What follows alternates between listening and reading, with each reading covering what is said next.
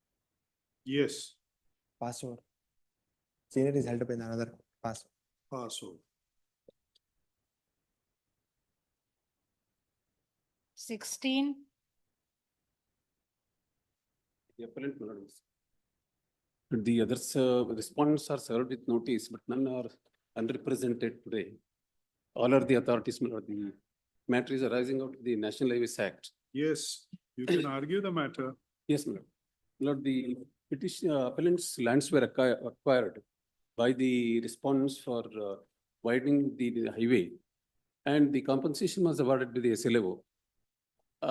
Against which for enhancement, an application was made before the arbitrator by the appellant. The enhancement was given.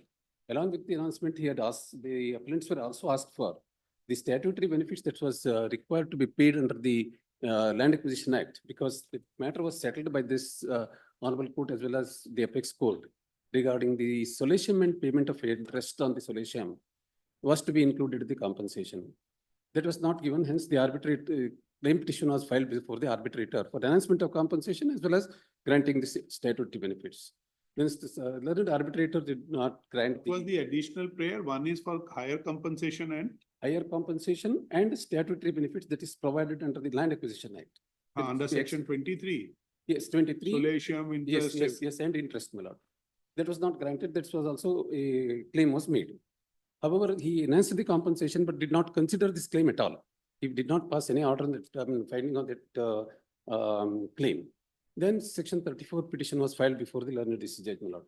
There also, learned district judge was not considered that aspect at all and dismissed the petition.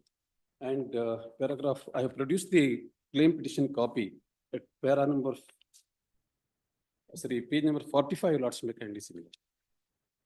Page number, para number 11. A claim was also made before the learned district judge, my lord.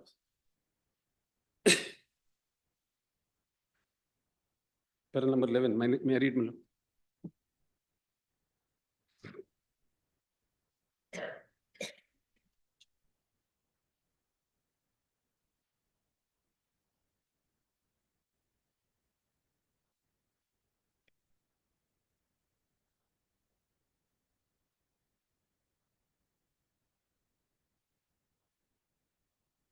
Which page you said? Page 45 of the, para number 11 of the. Yes.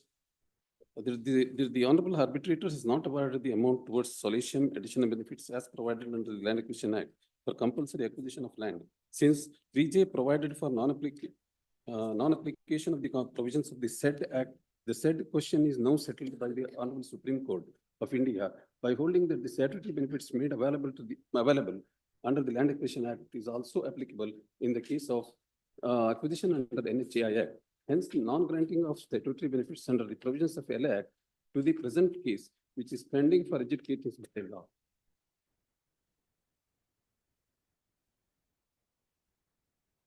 The learned district judge, my lord, this judgment was also produced before the learned district judge. Just say issue notice. Ma'am, notice issued. issues are all of third. All are served. Who also served. All are served but unrepresented, my lord. R3, I'll take notice. Can you, R3. But R2 is relevant, no, for us. My lords, R2. R3. Yes, I will serve a copy. I'll serve a copy on him. One more copy I'll serve him. But tell us one thing. Yes. This acquisition is of which year? 2011, my lord. Now, 2011, the judgment of the Supreme Court's case, the benefits under the 2013 Act. 13, no, even 1894 Act is also Even under applicable. Land Acquisition Act. Yes. That is what in 2019 the Apex Court held. And in prior to that, in 2011 itself, our High Court has held that Section 3J is violative of Constitution. And all these benefits are available in 2011 itself. That was, of course, matter was pending before the Honorable Supreme Court. Hence, that writ appeal filed by the other side was pending before the Honorable Court. After the disposal of the Supreme Court judgment, then this writ appeal was dismissed. So you did not get the benefit of that? No, I did not get. That's the reason, my lord, I'm before the court. I'll furnish one more copy to the other side. He appears for National Highway. No? I was just checking, because the cause list doesn't show his name. Ah, I was just doesn't say. checking if he's aware of this matter. No That's one what I did. appears, it appears. We find there is no appearance for the respondent number 2. Let a fresh notice be issued for respondent number 2. Returnable on. Okay, just file the process, we let the fresh notice go to them. Yes, Let their presence be here. yes, Kindly serve. 6/125. Serial number 17. Srimati Shri Pasha.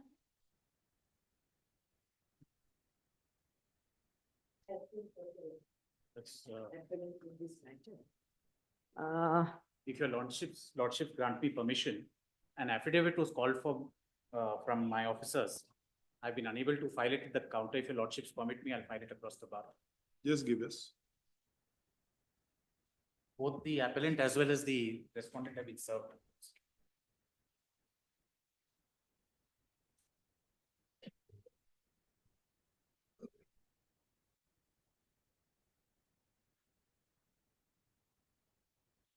Why did we call for the, this thing?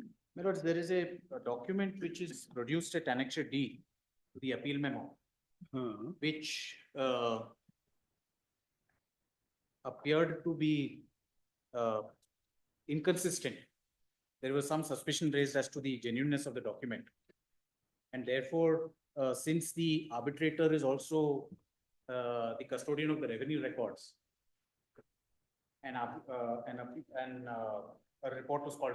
What is your affidavit now says? My lords, now so far as the document is concerned, there were two questions that were asked. One is on the genuineness of the documents. There, my lords, the current incumbent in the office that issued Annexure D is not able to conclude one way or the other. But so far as the inclusion of the land in the town municipal corporation limits is concerned, he gives a clear report that it is within the town municipal corporation. It is? Within the town municipal corporation. Oh. The Hoskote town. May I submit? My lord, interestingly, my lord, 1st April 2024 order by this honorable court, order was passed directing government to file affidavit. In the affidavit, nowhere there is a reference of that order. They took so many months to say that we don't know anything about this. We can't say anything about this conversion order. And to say that it is falling within the town municipal limit. Now, I request your lordship and whatever documents they have enclosed. I was served the copy and I've gone through. Documents are which are a part of record before this honorable court. Now, so there is nothing, there are no new documents. Now, when we look at the arbitral award, because ultimately what is a challenge before this honorable court is arbitral award and district courts award, which partly confirm the arbitral award. Because what happened, like after SLO passed award, SLO when passed award, SLO called for the, because it was notified as dry agricultural land. They, respond number 1, produced one conversion order before SLO at the time of inquiry, so-called conversion order. There were some doubts. SLO sent a letter to the Tehsildar asking them to verify the record and provide the details to verify whether this is a genuine document and whether that conversion taken place. Tehsildar took sweet time, same as now, from April to November, he's filing affidavit. So that time, and there are reasons and which I will demonstrate from the record of this honorable court. Then SLO, there was a hurry, it was for Bangalore-Chennai Expressway. It was a green project. The SLO passed the award, but stating that we have sent a letter to Tehsildar, we are awaiting reply, and passed award and awarding converted. Later, we got the reply from Tehsildar stating that we didn't find any record. Amount was disbursed as agriculture rate. Because after verifying record, it found that there was no document to show the conversion. Amount was disbursed at agriculture rate, which was 6 crore.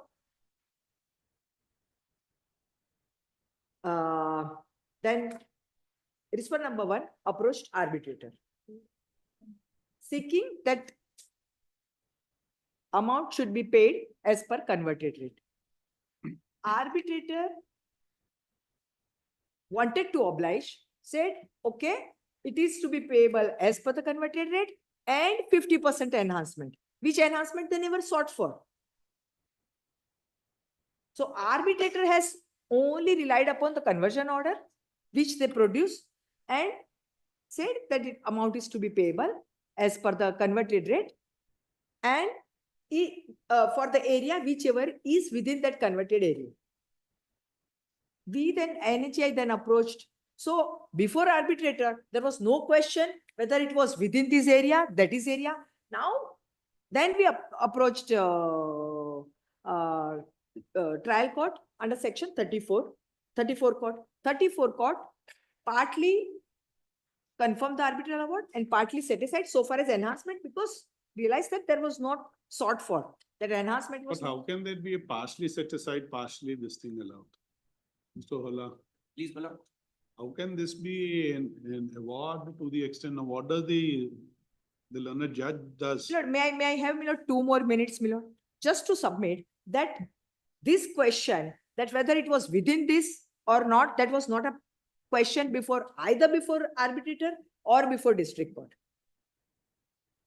Only question before both the, before arbitrator as well as before 34 court was whether this conversion order was correct or genuine. That was the issue. Now they can't get away and say that no, because it was falling within this, because here what we are challenging, whether arbitrator, whatever arbitrator has done is correct or not, or whether district court has whatever decided is correct or not.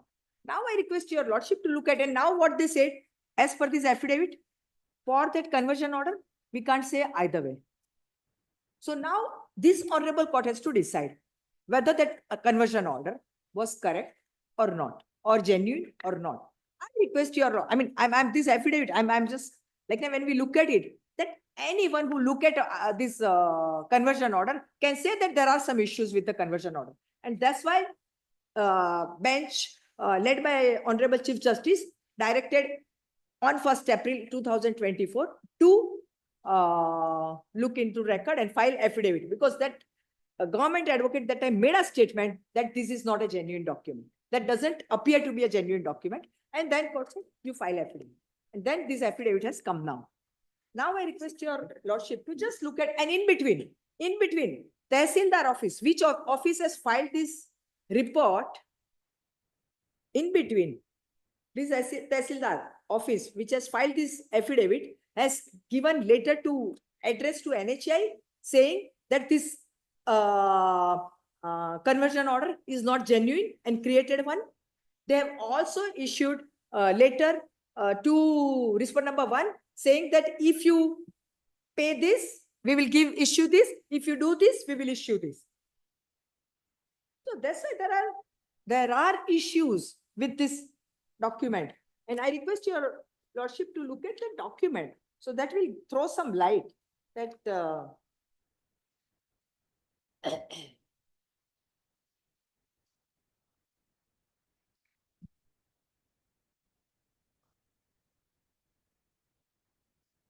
How can, we just want to know, how can the court say part of the arbitration award is set aside? Well, I'll point out. They have not challenged, my lord, the order of the LAO. Please look at it this angle. Land acquisition officer, my lord, specifically holds this as urban land. And, my lord, the compensation has to be paid as urban land. They don't challenge it. What he does is, thereafter, my lord, he pays, my lord, only at the agricultural land, contrary to his own award. Therefore, my lord, we had to, my lord, file an appeal before the arbitrator under section 34, my lord, of the, the 3G of the NHAI. They have not challenged, my lord, the award of the land acquisition officer. Please look at that. If they have not challenged it, they accept it. It's an urban land. Then, my lord, compensation has to be paid as urban land. Simple. No, see which part of the direction is as an urban land. Compensation need to be given as an urban. Please come to my lord there, this thing. Award of the land acquisition officer, my lords get that. To page 102. Yes, my lord.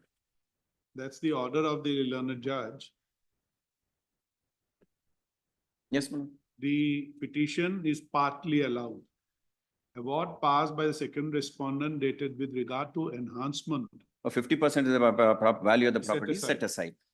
Then the order passed by this is confirmed. Correct. Now, which part, this which has been set aside is what? Is Enhancement, my lord, of 50% of the market value is set aside. Then, my lord, he has to, my lord, confirm the whole of it. I'll have to get, my lord, that 50% also. I have no problem. We don't know what is the position of law. My lord, I'll tell your lordship. This is the position. I'll tell your lordship. I'll tell your lordships. First of all, my lord, if your lordships come to, my lord, the land acquisition officer's award, please come to, my lord, page 113. This also inures to your favor, this 50%. Yes. Therefore, my lord, that's what I'm saying. This 50% is to me. And how would this first part of it reconciles with the second part which has been confirmed? Now Market value applicable to, my lord, NA, non-agricultural land, because the order passed by, my lord, the award of the land acquisition officer is that it is NA land, non-agricultural land. Okay.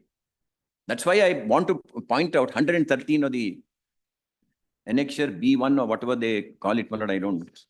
Yes.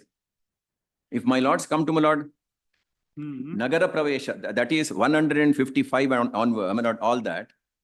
And neighboring land is shown as urban, everything. Please come to, my lord, page 142. Sorry, that is Kannada, my lord. English is 1 minute, my lord. I'll tell you, lordship. Sorry, my apologies. 183.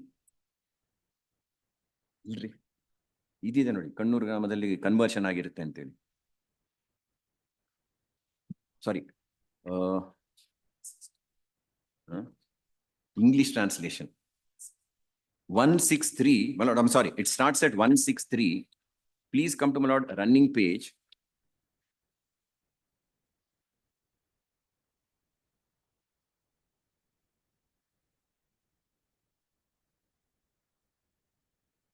(196), my lord, if your lords has come to 195 and 196. Urban. Whether the land acquired comes within the town municipal limits, city municipal council, rural area, urban. Serial number 6, my lord, at page 195 and serial number 6 at 196. These are the two lands. Survey number 197 and 199. This is not challenged by them.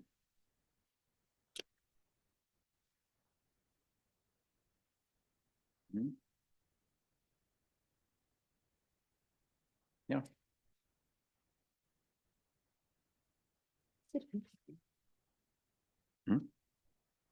Yeah.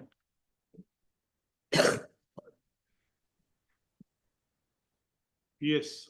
Therefore, my lord, my submission to your lordships is, this is not challenged. The award is not challenged of the land acquisition officer. Can they, my lord, in a writ petition or a writ appeal, my lord, challenge it? Is a question, my lord, which your lordship, under 37, sorry. 37, my lord, is scope, my lord, sir, my lord, it's like carrying coal to Newcastle. It's more restricted than section 34 itself. Or at any rate, my lord, it can only be, my lord, as broad or as narrow as 34. Nothing more than that. In this case, they accept the award. It is urban. Then, my lord, they'll have to pay compensation as urban land. They have not challenged it. If they have not challenged it, then, my lord, I ask myself this question. What is it that they are doing before your lordships? Can in a 37 seek, my lord, to set aside everything? Answer is no. What has been confirmed by the learned judge is the compensation as an urban land? Correct. And what has been set aside that... that enhanced compensation of 50%. That has been... That has been set aside. If, my lord, that is not to be set aside, my lord, I'll have to get that. Yes. Therefore, my lord, I'll... Tell us one thing. Let senior counsel. Tell us, no, this query for you only. Yes, yes. Now, was this a finding by the land acquisition officer according to Mr. Hola? the LAC or the land acquisition officer has concluded this is an urban land, or the compensation need to be as an urban land. No, my lord. It is, my lord, what, my lord, if your lordship look at that, some of the survey numbers, it's like, na, if it is in same village. This land, whether my lord, she has to answer, my lord, she has never answered anything. Every time matter comes up, your lordship will be asking this question. Is the LA land, does the land acquisition officer's award show that it is a land, urban land, and compensation is payable in terms thereof? She doesn't answer it. Let her answer this thing, then my lord, whatever she wants to. Yes, ma'am. Anyway, Tell my us. lord, it's up to her. I can't say anything more. Now, just tell us this. Yes, What has been confirmed yes. by the learned judge, based on what the arbitrator has held, the compensation has been given as an urban land? Is it a fact? My lord, I'll submit, I will clarify, my lord, and like, the way senior counsel wants, I will answer No, that. you tell in your own Not way. fair on senior counsel's Forget part it. saying that I'm not answering query. I'll withdraw, my lord. I'm sorry. I owe an apology to my learned friend. I'm replying. It's not my. 1 minute. I mean, it is not. Yeah, Sorry. right. I You're owe an right. apology to her No, and no, to I apology mean, to the I court don't- also, my lord. This is not, I mean. Yeah, senior right. Counsel to Very say well. that I'm never answer honorable court's query. It is not right. Okay, It's now not we are my putting it to submission. you. Now, What would be your answer? yes, now, so far as, I mean, I'll just clarify what, because, I mean, there is slightly different interpretation. Now, when we look at this survey number, whichever survey number, see what they say, it's a agriculture or non-agriculture is different thing than saying this urban, because this award was passed under Right to Fair Act, new act. This award was passed under Right to Fair. Now, We are concerned with which survey number? 197 and And this document at 195,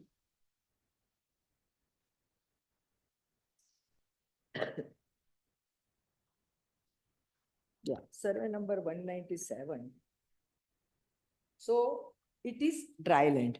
Now under Right to Fair. So now if your lordship look at it, it's clearly written, it's a dry land.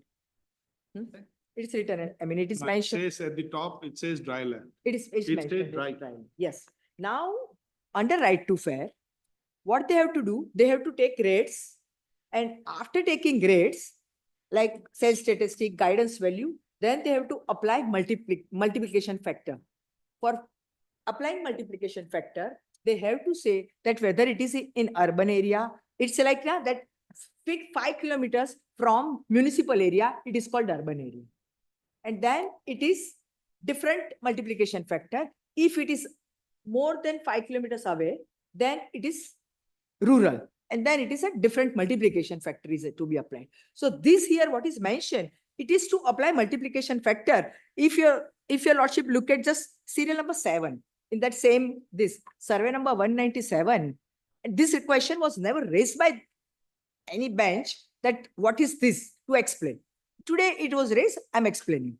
So now survey number 1, first is survey number, then next is type of land, that is a dry, then area acquired as per 3D, what is the area acquired, then rate fixed per square meter, that is this, then total compensation fixed to the land, that is the amount, then say whether land acquired comes within limits of town municipal, similar rural area, schedule 1, serial number 2. That is this schedule 1, serial number 2, it comes from Right to Fair, this schedule. It's not coming from anywhere else. It's not from city municipal or this is coming directly from the schedule. They have to go step by step, and that's why SLO passed award accordingly. Next column, 7, I mean next row, serial number 7. The information whether the land proposed to be acquired comes within the limits of city municipal council, town municipal, rural area was obtained from AE, PWD, subdivision, host court, it was dated so and so within 5 kilometers. Now, how would you answer their affidavit also? It is within the municipal limits. That, I mean, what my submission is, that is also incorrect. I will show demonstrate from the documents before this honorable court. But my point is, my submission, humble submission is, we don't have to go into it. Reason behind that, what I am challenging arbitral award. I am challenging district court award. In there, they have not gone into whether it was town, within town commission.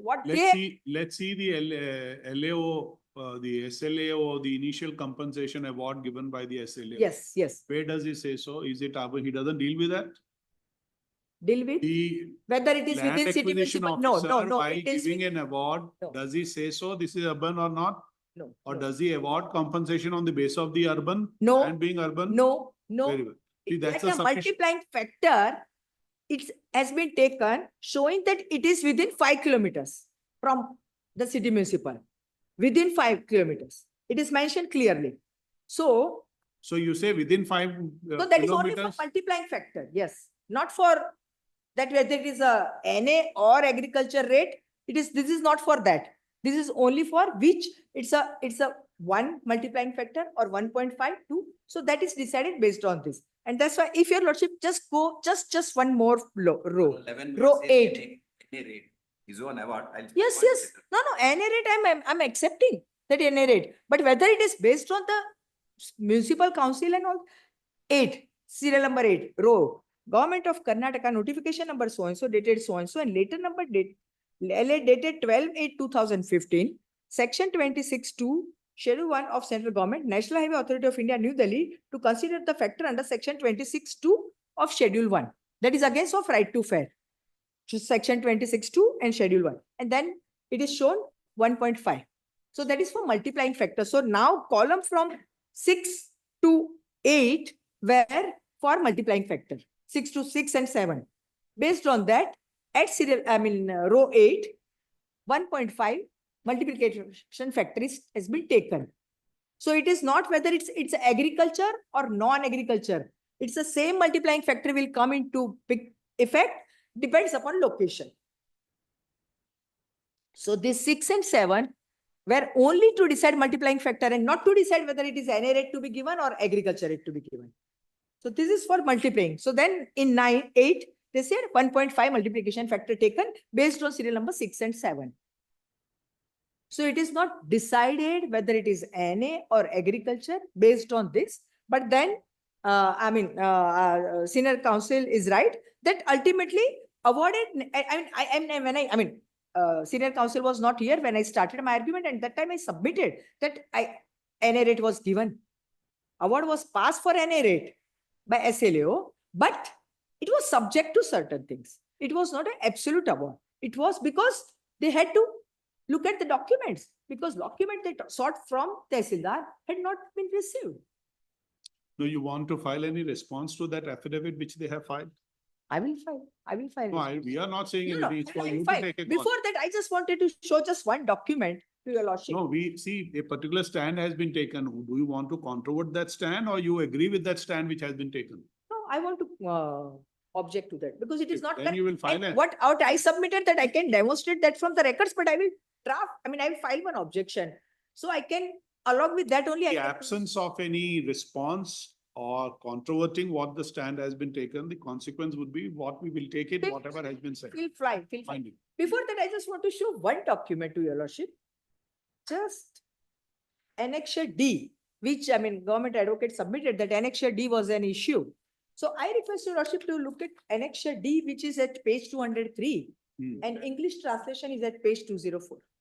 Yes, Annexure E, that is English translation. yes. Now, if your lordship look at it, this is a office of the Tehsildar, same office which has now filed affidavit. Hoskote Taluk, date 20th June 1970. So this conversion certificate was issued in 1970. Now, if your lordship look at subject, conversion of this is the land which is subject matter of the acquisition.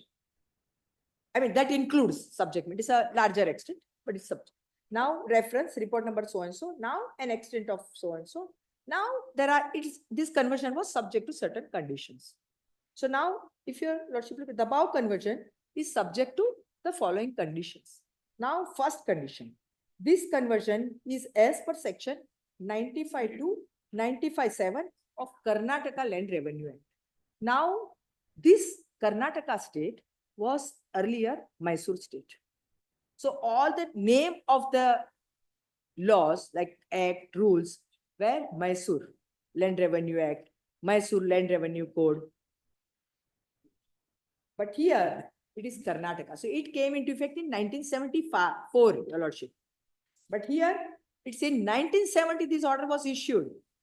So that act was not there. It was. I'm obliged. Now next, the conversion fee per acre is fixed. What does the Kannada document say? This is Kannada document says there is no controversy or no dispute about it. That it is this English translation is correct. So there is no dispute. Now, condition number 2.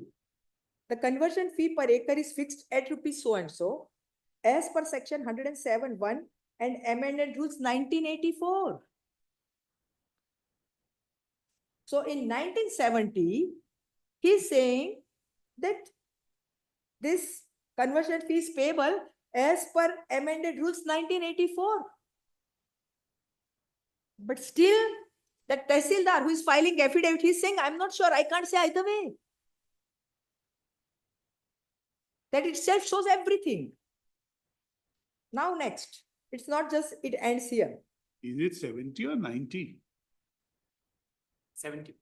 See your annexure D, That document is 1970, Manoj. That's the Kannada document. 1970. It's handwritten. But how can there be a reference of 84 and 90? Manoj, it is a problem. The question is whether this document which is produced before the arbitrator, whether that was what was in the file, or was it a reflection of an earlier conversion order that took place when no document was available? Because what happens is that the district court considers this.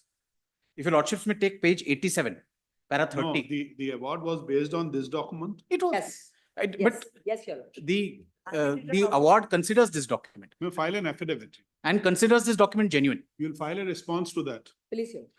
Please, Must Your file. Please, Your Lordship. We'll do it.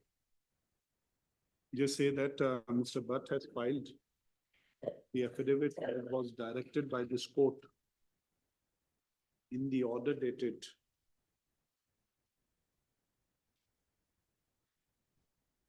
19/9/2024, my lords. 19/9/2024. The same is taken on record. The learned counsel for the appellant seeks and is allowed how much time? 2 weeks. 2 weeks to file a response to the affidavit with a copy to the counsel for the respondent number, with a copy to the counsel appearing for the respondents. Just have it in December. 10/12. Please.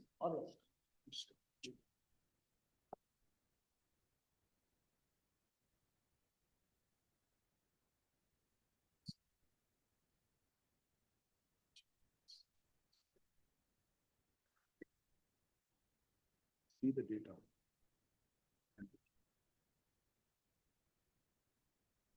Next, 18, Chanjan Kumar. Serial number 18.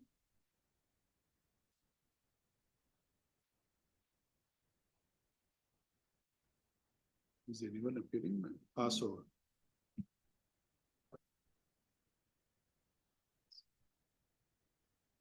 Nineteen. Shri Vivek. For the appellant, my lord, parties have settled the issue. I may be permitted to withdraw this appeal. The learned I may be counsel. permitted to pass on this What is that? memo, my lord, seeking The to, counsel for the appellant has filed a memo which reads as under. He reiterates the prayer made in the memo to withdraw the appeal. This appeal is dismissed as withdrawn. much obliged. 20. Shri Vivek Holla. Appellant, my lord.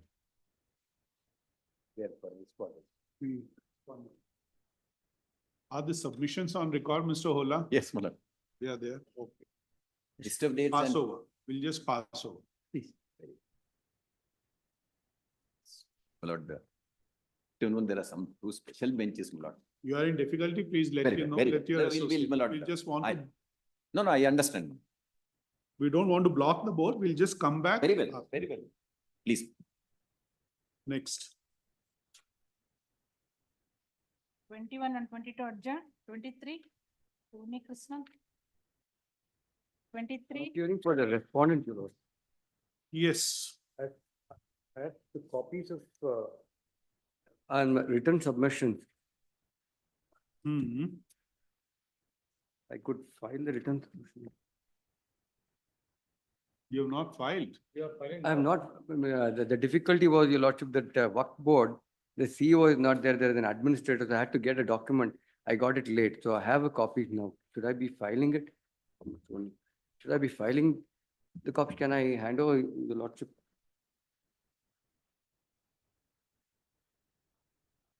File it and you have filed it. No, I have not filed without. Registry. You file it in the registry. Obliged, your lordship. That would be better. Just give it to them now. The counsel for the respondents states he shall file the submissions in the registry today. Mr. Unnikrishnan shall also file his submissions within 4 weeks, list on.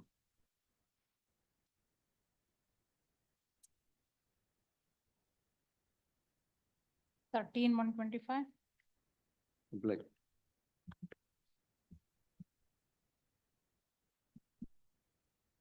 24. Shaya. Appear for the appellant in this.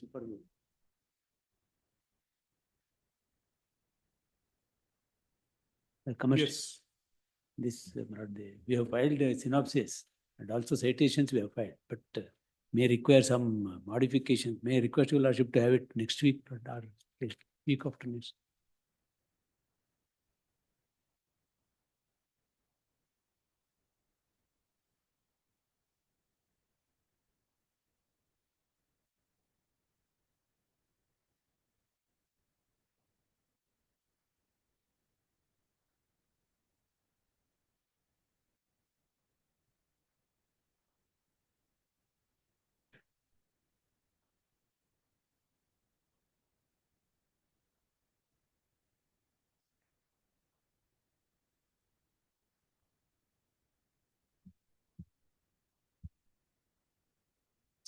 Synopsis copy. Just say this, Lana, senior counsel appearing for the respondents. My lord, I will also place my synopsis, my lord, on record, my lord.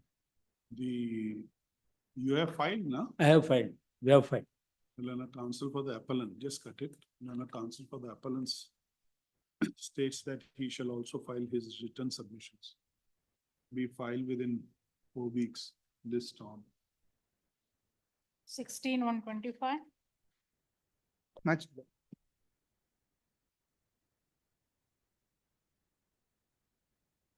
25. Gopi Prakash. Pass over the matter. Pass over. 26. Shri Rajeshwar. Respond.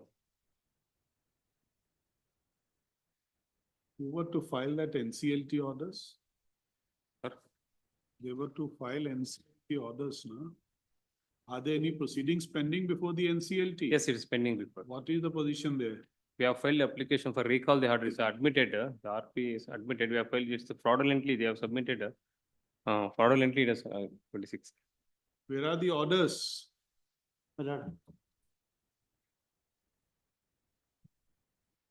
Is any moratorium? Who has initiated the proceedings before the NCLT? My clients is not the.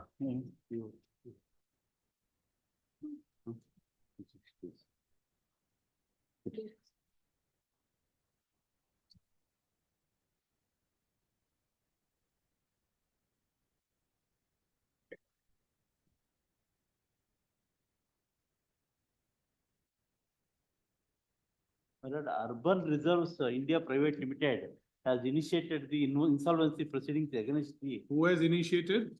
Urban Reserves India Private Limited. Petition. Against whom? Petition is, I may be permitted to. Sir, Against the appellant here. So what difference it would make? Now, what are you now challenging? Here. The award is in your favor? Petition. My favor. In your favor? Yes, right. award is their favor, my lord, but insolvency proceedings has been initiated before the NCLT by the some other company. That is Against you. Against me, my lord, against me, my lord, that is pending before the. Who is now, is a IRP appointed resolution professional? Please, my lord. Now, the instructions are being given by the resolution professional. Oh, please, my lord, actually, this matter, my lord, my senior wants to submit, my lord, his legs in other court. That is why, my lord, he is. What is the bar? There is no bar for you to initiate proceeding challenging that order. Very well, pass over, just call your senior.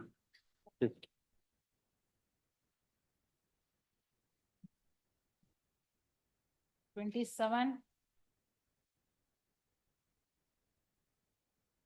My lords, I seek for a pass over. Ready, will address the court. Pass over. 28 urgent, 29. Sampath. 29, my lord. I appear for the appellants in 29 point, Lord, I'm sorry, 1.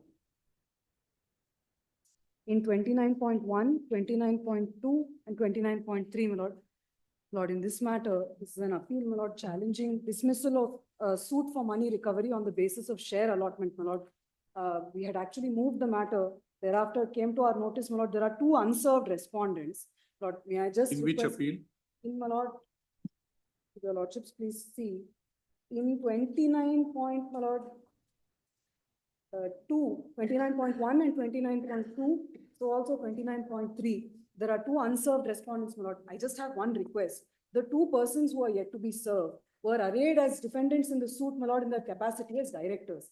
May I request for a short accommodation? I will seek instructions on whether the appeal cannot be pressed as against them. They were only arrayed in their capacity as directors, my lord. I'll, my lord, file an appropriate memo on the next date if your lordships will be kind enough to. Just say this, sir, and the counsel for the appellants submits that, in some of the appeals, respondent, in some of the appeals, the respondents have not been, all the respondents have not been served. No, some of the respondents have not been served. She states that she shall take instructions as to press the appeal for those respondents. Let us request, re-notify. Give it any date. 6/1/25. Very great. 30. Seal number 30. Appear for the element. This matter. Yes, ma'am. And last date of hearing, counsel for respondent number 1 submitted that NHI has accepted, I mean, passed order accepting. That's right. Yes. But I verified this, if there is no such decision. Please, your source. Lord, I have the. Just give her a copy also. Thank you, sir.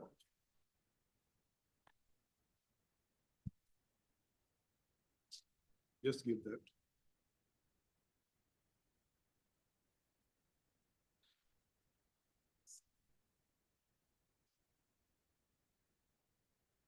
This is a recommendation by the appellant authority, my lord, who is the project director.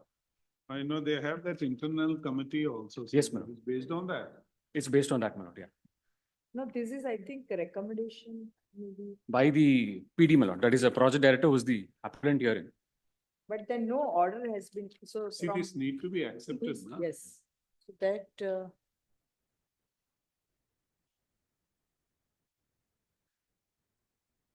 Because the appellant is the project director, man.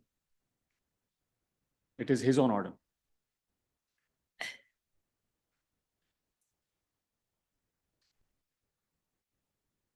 The lordships could see the last page. I've been informed that this regional officer to whom this letter was sent, he has asked to like go ahead with the matter. So argue on merits. That is what regional officer has advised to responded to this project director. That is what my instructions are. If any, I mean, order is passed, then like, I mean. We could go by that. 19. See, their legal advice is to challenge it. Yes, ma'am. 23. In view of the PIO, the rate enhancement. See, will this help you? Does this mean that they have decided to implement it? My lord, their only ground of challenge is the limitation point. That is, I have not approached, I have not sought reference within time. My lord, in the project director, in this letter, he says that it is well within time. It is well within time that I have filed 3G5 application in time. Okay. So, And then, yes, my lord, that is since the project director himself has given why findings. does the project director also say that, The last but one page, my lord. The limitation period. That is the only ground of challenge in this section 37, my lord. The limitation period, my lord, that is date of filing of arbitration application 10/1/2012. That was disputed by the project director all through, my lord, even before the trial court under section 34 and also before your lordships. That I have not approached on 10/1/2012. That is their only case, my lord. yes, ma'am, what do you say? My lord, in appeal filed by us, we have categorically stated that this respondent number 1 was not a landowner. He was not a landowner for acquired land. They purchased unacquired portion of land, and that time the erstwhile owner for acquired portion land gave power of attorney to the respondent number 1 to collect the compensation, which they collected in 2018, and then they filed 3G5 application. When they, For enhancement to the extent of the acquired land. yes. So it was filed in 2018, but later when we had contested the matter on the ground of limitation, they produced some document to show that in 2012, one application was made by the erstwhile owner. But they filed one application in 2018, which was taken up by the deputy commissioner, and award has been passed on that. And there are issues related to issues we raised one before district court, saying that the application which they are showing that was filed by erstwhile owner in 2012, creates some doubts. And that's why on last date of hearing, I made those submission, I showed that, and then lordship directed to produce Did the PCR from arbitrator, which was not available here. Did the original owner also initiated any proceedings? That is what their contention when we took that limitation as a ground. They said that it was filed. So if it was filed, What happened? why that this award was not passed in that application? Because there is no such application. But in the register, it is at the end, at bottom of the page, one entry. So each and every one, whosoever applied, their name, addresses are there. Is it a fact that the earlier owner had also filed a enhancement? He sought for reference under section 3G5, my lord. They did. They did file. What happened to that? My lord, this and another application was made. That was not forthcoming, my lord, in the records. No, this is something need to be. The proceedings were not initiated based on that, my lord. Because award was the compensation I have received in 2018. Though the erstwhile owner, he filed an application in 2012. No proceedings were initiated by the arbitrator then. So it was only in the year 2018 that he takes up the matter pursuant to my application. So there, what I'm saying is that, my lord, from 2012, it is a continuation of proceedings, and therefore there's no limit. But why did you come in 2018? 18 was when I received the compensation. 18 When did you approach under 3G5? 12, my lord. 18, my lord. 18 I filed. No, you approached under 18 for enhancement. Yes, my lord. Then 6 years. No, my lord. The initial erstwhile owner has sought for enhancement. Let's be very clear. Yes. That will not, we are not concerned. If the earlier owner has approached, we want to know what happened. One, earlier owner approached, did not pursue his application, will not inure to your benefit, that you were waiting for their decision No, no, there. that is a continuation of this 2012 application, my lord, Of by whom? by the arbitrator. No. Continuous application by the original owner. Yes, my lord. Ah, Yeah, that is what the arbitrator says, my lord, in the award which he can passes. you say so?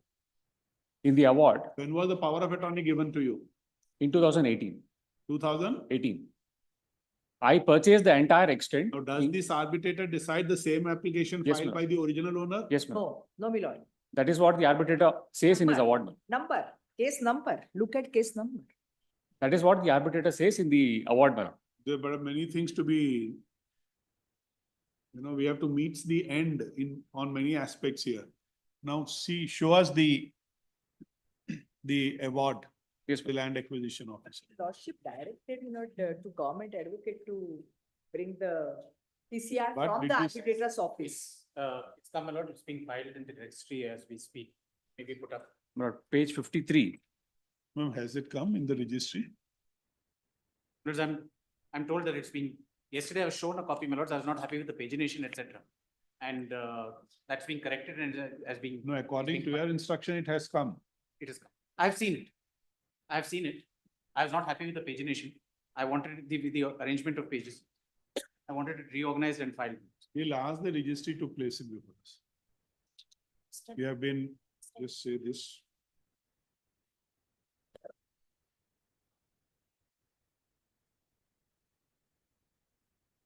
Otherwise, my lord, that case number will come. If that is continuation of that 2012 application, that case number will come. Or that case number renumbered as this. It's a- We don't know. Yes, We check. no, I mean, that is no dispute. Which on that. orders says you should produce the record? Last to last date, I think. 18/9/21.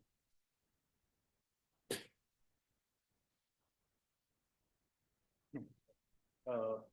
16/10/24, my apologies. 1610, yes, 1610. The English translation is what? No, relevant arbitral record. Just say that Mr. Butt pursuant to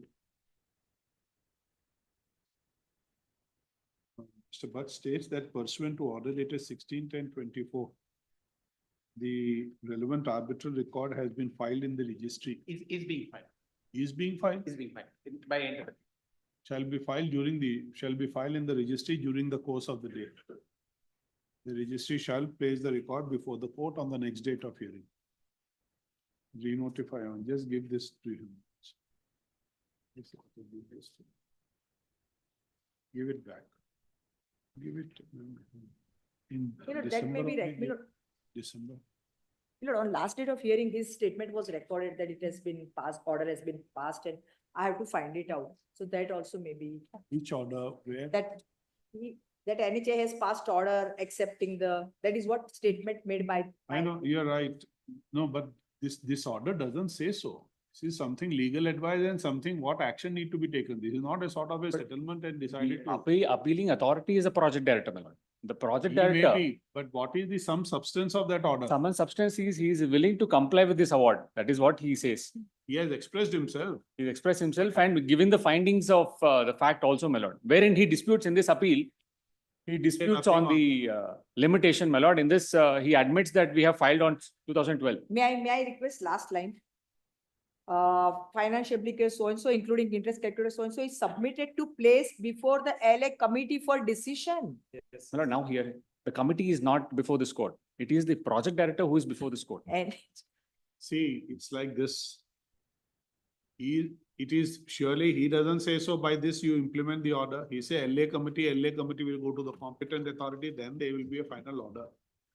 It's still not at the non-implementation stage. If anything happens on this letter, possibly you will yes. inform us. Today, we can't take that submission that it has been decided to, to implement the award. Please, ma'am. It is not. Because there. the same person has filed an affidavit, my lord, disputing the fact that I have approached this court in 2012. The same authority, the same person has. Maybe, you may be right. You may be right. We also want to know when the record comes. Whether that was in the continuity of the earlier application or Yes, ma'am. or that application was given up and a fresh application was filed in 18. Just cut that, ma'am. Just the learner counsel for the respondent number 1 has placed before us a communication dated, what is the date of the communication? 1/10/24. 1/10/2024 of the project directorate, NHAI, addressed to The regional officer. the regional office to contend that this communication is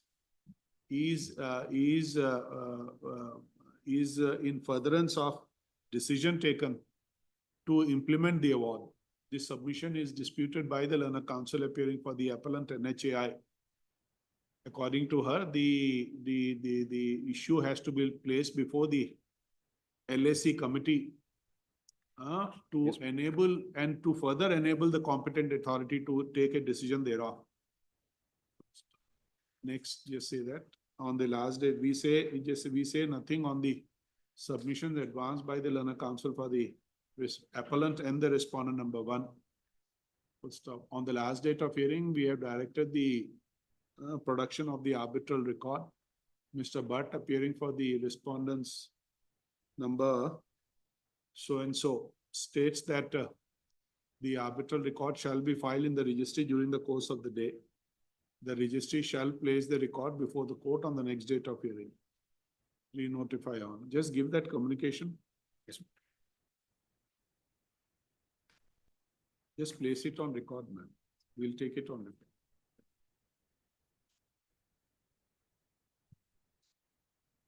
My lord, they have to file the English translation of these documents.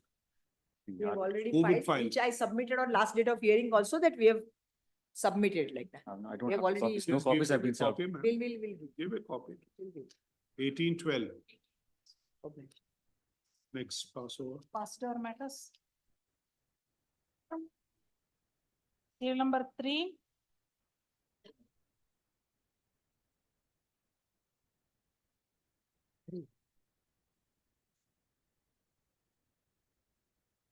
Your worship, I appear for third respondent. So Yes, where is he? I couldn't see him in the court, my lord. Just show us the last order. ma'am.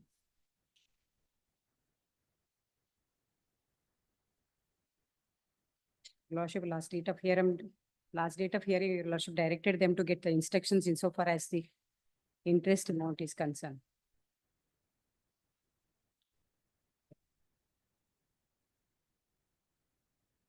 How much you paid interest? There is a due of 8,90,000. 8,90,000. Yes, ma'am.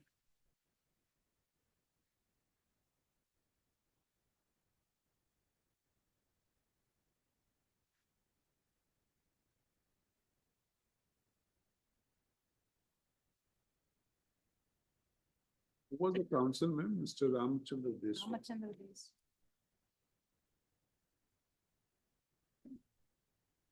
Just say none for the appellant, re-notify tomorrow. Please, We'll see tomorrow. please. Your Lordship. 111. Serial number 5. Srimati Varalakshmi. I appear for this one.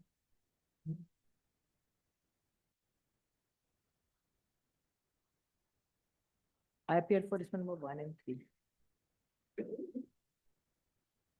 And there was no one in the first call. No. Let's see the last one.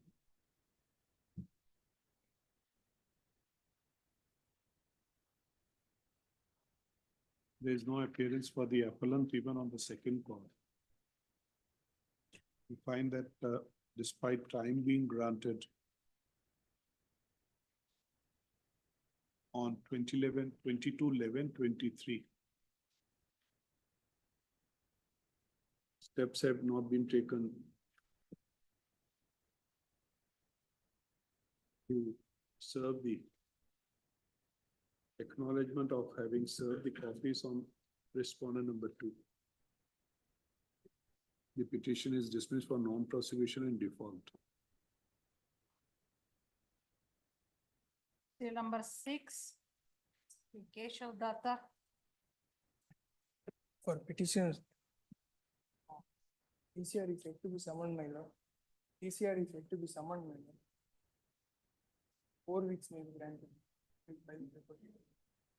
Sir, Mike use. Just say that the paper books be filed within 4 weeks.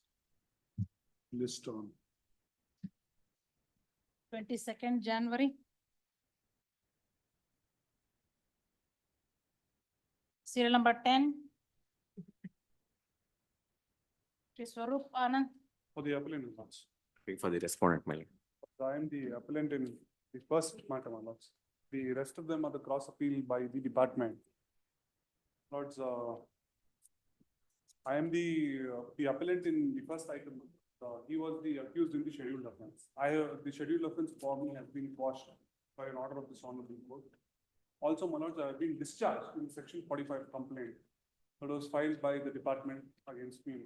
In these circumstances, my lords, as per their own description of proceeds of crime do not exist. So I am aggrieved by 3 observations in the impugned order, my lords. The observations in paragraph 60, 62 and 64, which basically brings in the aspect of equity, even though it comes to a conclusion that whatever monies were received by me were not part of proceeds of crime. For the balance of equity, my lords, an order has been passed asking me to provide a undertaking for 10 lakhs and a demand draft for about 4 lakhs rupees, my lords. I'm aggrieved by that particular observation is why this particular appeal was filed. Now, the fact that I've been discharged in the scheduled offense as well as section 45 complaint for me doesn't exist as on date, my lords. My appeal would have to be allowed in its entirety, would be my respectful submission.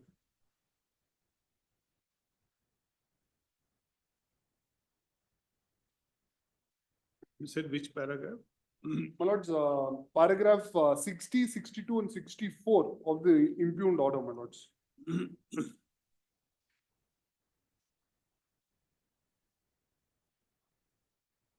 At page 48, my lords. Paragraph 60 would be at page 47.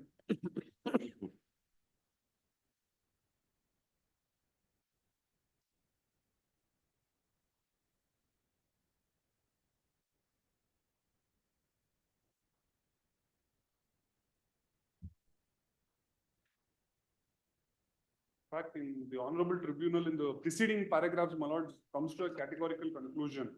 Because, my lords, they have defined what is proceeds of crime in terms of section 2U. So, whatever has to be attached by them as provisional attachment can only stem from proceeds of crime. So, even as per their own definition, my lords, whatever monies that came to me were not proceeds of crime. That is the conclusion. In fact, that's the observation of the honorable tribunal as well. What do you say, Mr. Deshpande? My lord, my submission is that, my lord, the proceedings, that is the schedule offense proceedings are continuing, my lord, against some of the accused persons. The PMLA proceedings are also continuing against some of the persons, my lord. The proceeds of crimes are in the hands of the persons. With respect of that, my lord, this civil action has been initiated. Just merely because a few of the accused have been discharged, or the person whose property has been attached, he has also been discharged. Ipso facto, he is not entitled to seek for the civil, absolving from the civil liability. Ultimately, it has to be decided by the sessions court, my lord, whether he should be, that property has to be released or not, my lord. So at this stage, on that count, my lord, he cannot seek for the allowing of the appeal and also dismissing of my cross appeal, my lord. Ultimately, it has to be decided by the special court, my lord.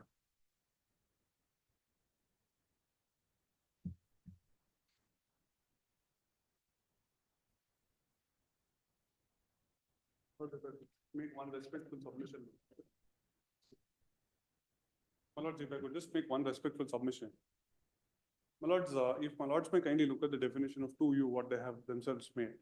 The entire crux of the allegation is based on a charge sheet filed by the Lokoyukta police. The sum and substance of the allegation was, I was the managing director of a particular company, which allegedly paid a bribe amount for the approval of a particular file note. Now, my lords, the accused number 1 himself is quashed from the scheduled offense. But are the offences still pending It against is someone? not pending. My respectful submission is this, my lords. Today, there is no Prevention of Corruption Act. The only allegation against me, it's not that they have done an independent investigation. Their entire money trail is that I have paid an X amount to a particular person, which is withdrawn in the form of bearer checks in the names of farmers. Now, going by their own explanation as to what is proceeds of crime, my lords, it doesn't exist. They cannot improve upon their complaint today and say, no, even though I have defined proceeds of crime in a particular manner, I want to improve upon that argument. That doesn't exist, my lord, because they have not done any independent investigation of their own. If my lords may kindly look at their own definition of what is proceeds of crime, my lords.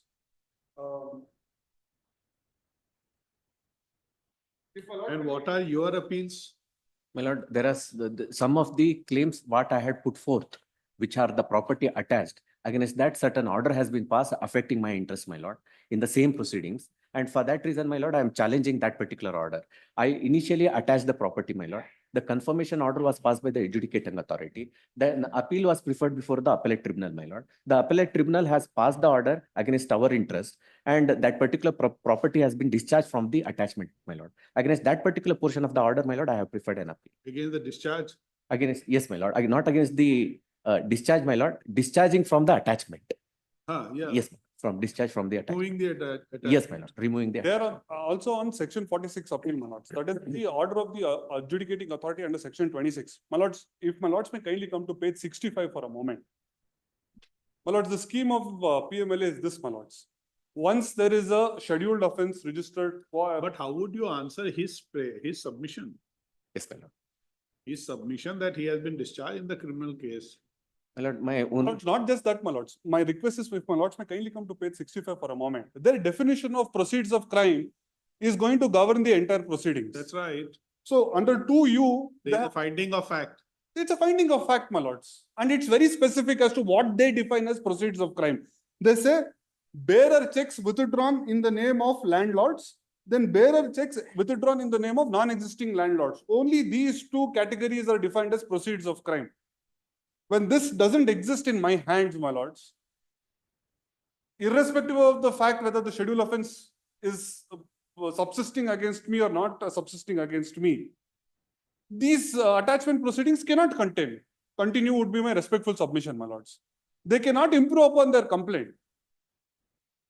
They are defined within the four corners of what they have themselves defined as proceeds of crime. Now let's see what does they say in paragraph 60. How does it prejudice you? My lords, if my lords may kindly come to page 47, my lords. Page 47, which is paragraph 60. Yes. Prima facie, I am of the view that the prosecution complaint must be pending under section 45 before the adjudicating authority at the time of passing of the confirmation order. However, I refrain not to pass the final conclusion in this regard in view of the pendency of the writ petition, where the same issue has been challenged with the prayer of quashing the said proceedings before the Honorable High Court of Karnataka, who already stayed the proceedings. It is appropriate if the Honorable High Court may pass the order accordingly. My lords, my contention was this.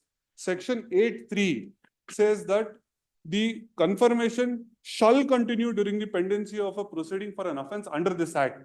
So the offence under this act can only exist if a section 45 complaint was filed on the date of confirmation. So on the date of confirmation, my lords, admittedly, there was no section 45 complaint for me. It was filed 1 year, 2 months after the date of confirmation. So my lords, by operation of law, by virtue of section 5(3), if the confirmation is not in terms of section 8(3), my submission was that the confirmation would automatically lapse by the operation of law. My lords, the Honorable Court agrees is no more. Which is the proceeding they are referring to, this High Court of Karnataka? My lords, this was the petition filed by another co-accused, which was pending, my lords, not by this accused. What happened to those proceedings? My lords, those proceedings have been rejected by this Honorable High Court. It is subject matter of an appeal. The contention of the appeal was not this, my lords. The contention of the appeal was PMLA proceedings would be a standalone offence. That was the finding of this Honorable Court's coordinate single bench, my lord. So now that is settled by Vijay Matanlal Chaudhary's case, where it has been said that PMLA proceedings cannot be standalone offence and it is purely dependent on schedule offence. Even on that count, it fails, my lords. Now, the other two observations, my lords, in paragraph 62 and 64, In paragraph 62, my lords, the appellant has furnished details in order to show that he has sufficient amount at the time of purchasing the above mentioned two properties. This is a very significant observation. The court agrees with me that I had alternate source of income to purchase the two properties. Taking the face value of the allegation of the respondent without expressing anything as alleged, he was only having 5,17,000, whereas the value of the two properties is 9,30,000. In order to strike a balance, the difference of 4,12,000 is directed to be deposited by so and so with the respondent by way of fixed deposit, initially for a period of two years within 4 weeks, and the same may be renewed until the final order is passed. My lords, equity cannot exist in a criminal proceeding, my lords. Because my lords, if my lords may kindly look at the finding of the court in paragraph 22, 24, and 29 in the preceding paras, my lords, page 32, in fact, comes to a categorical conclusion that I had alternate source of income. The entire confusion is regarding the assessment year and financial year. I had sufficient income as per the assessment year, my lords. They take my financial year and they say I do not have sufficient income. So, and the opening line of paragraph 62 says the appellant has furnished details in order to show that he has sufficient amount. It is not their case. So what are you seeking quashing of? Paragraph 62? 60, 62 and 64, my lords. What does 64 say? 64, my lords, the appellant has also filed an undertaking by way of an affidavit in the case that the appellant is finally held guilty. He shall deposit 10 lakhs with the respondent as the said amount was spent by him for renovation of his father's property as alleged, allegation made in the prosecution complaint. My lords, this 10 lakhs, I myself confess that I have received this as director remuneration because I was the director of the company. So, as I showed, my lords, in subsequently in page 65, it is not falling within the definition of 2U. The salary that I have received as director remuneration is not proceeds of crime. Then this observation that I have to give an undertaking that if the complaint goes against me, I will deposit 10 lakhs cannot arise. And also, my lords, now the scheduled offence has gone qua me, as well as the person who have paid the amount to for which they say that the rerouting of funds happened. The foundation on which their complaint stands today doesn't exist, my lord. Yes, Mr. Deshmukh. Yes, my lord. I will just provide some certain dates and events, my lord. Then I will be in a position to explain, my lord. My lord, the Lokayukta authorities, my lord, they initiated certain proceedings.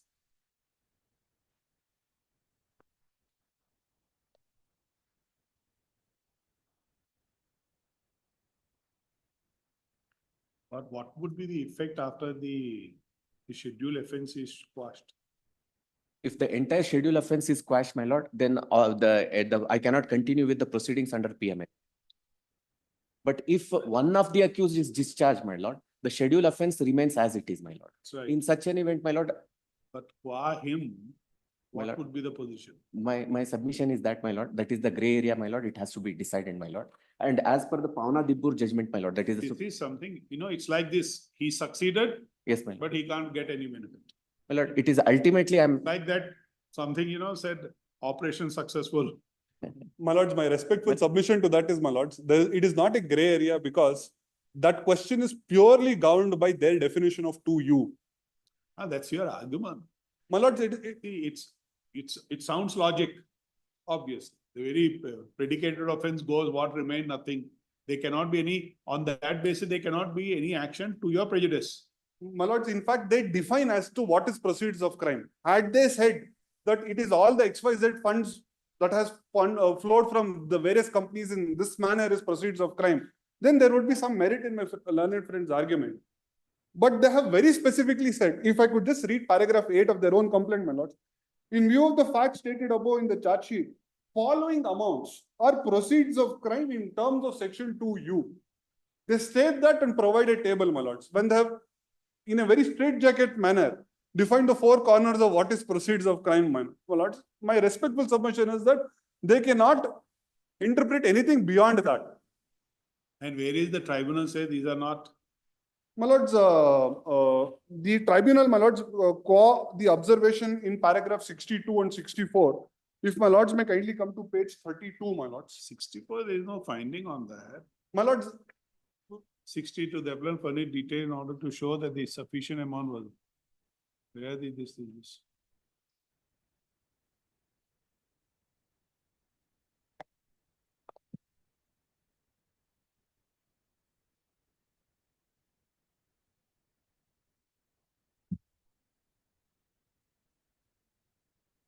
So it says, the face value, the allegation without expressing anything. They allege he was having only this, the value of, but how would you say that you had the money? if my lords may kindly come to page 32, my lords, same impugned order, paragraph 22 onwards, if I could just read. In fact, the finding is very clear. No, are you saying that you had sufficient? I had more than sufficient funds, my lords. So then why this observation at page 62, para 62? That is my contention for the appeal, my lords. There is no proper appreciation of the material that was placed on record. It's something it's contradictory. It's contradictory, my lords. Absolutely. Absolutely, my lords has come to the crux of the issue, my lords. Now, Contradictory. where is the finding in your favor? Page 32, para 22, my lords, if I could kindly read. Para 22 and para 24 would be the observation, my lords, regarding that fact. Regarding the property referred to above, at 1 and 3, Sri so the appellant had submitted before the adjudicating authority that as per para 19(1)(n) of the complaint, the income as declared to the income tax department of the appellant is as follows. AY 67 is 3,08,000. 78 is 5,17,000. AY 89 is 27,22,000. Then, my lords, it is stated that on behalf of Sri so the total income earned by the appellant according to the respondent is 35 lakhs. However, this is not factually correct. The correct position is as follows. So the chart is extracted, my lords. Then at para 24, my lords, it was stated from serial number 1 in the table above, the share of profit from so-and-so in which the appellant is a partner amounts to 74 lakhs. This income would be shown as exempt income in tax returns of the appellant, since it would be assessed in the hands of the firm, in the hands of so-and-so, and is exempt in the hands of the partner of the appellant. The source of income, though exempt, is still income nonetheless in the hands of the appellant. However, the said income and exemption from the said source has been specifically declared in the income tax returns of the appellant, which was provided to the respondent. The respondent, while arriving at the purported total source of income of the appellant, has maliciously chosen to ignore the same for reasons best known to him.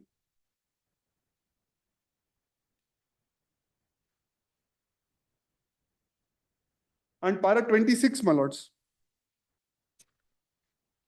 It is stated that the appellant started practicing as an advocate from the year 2004.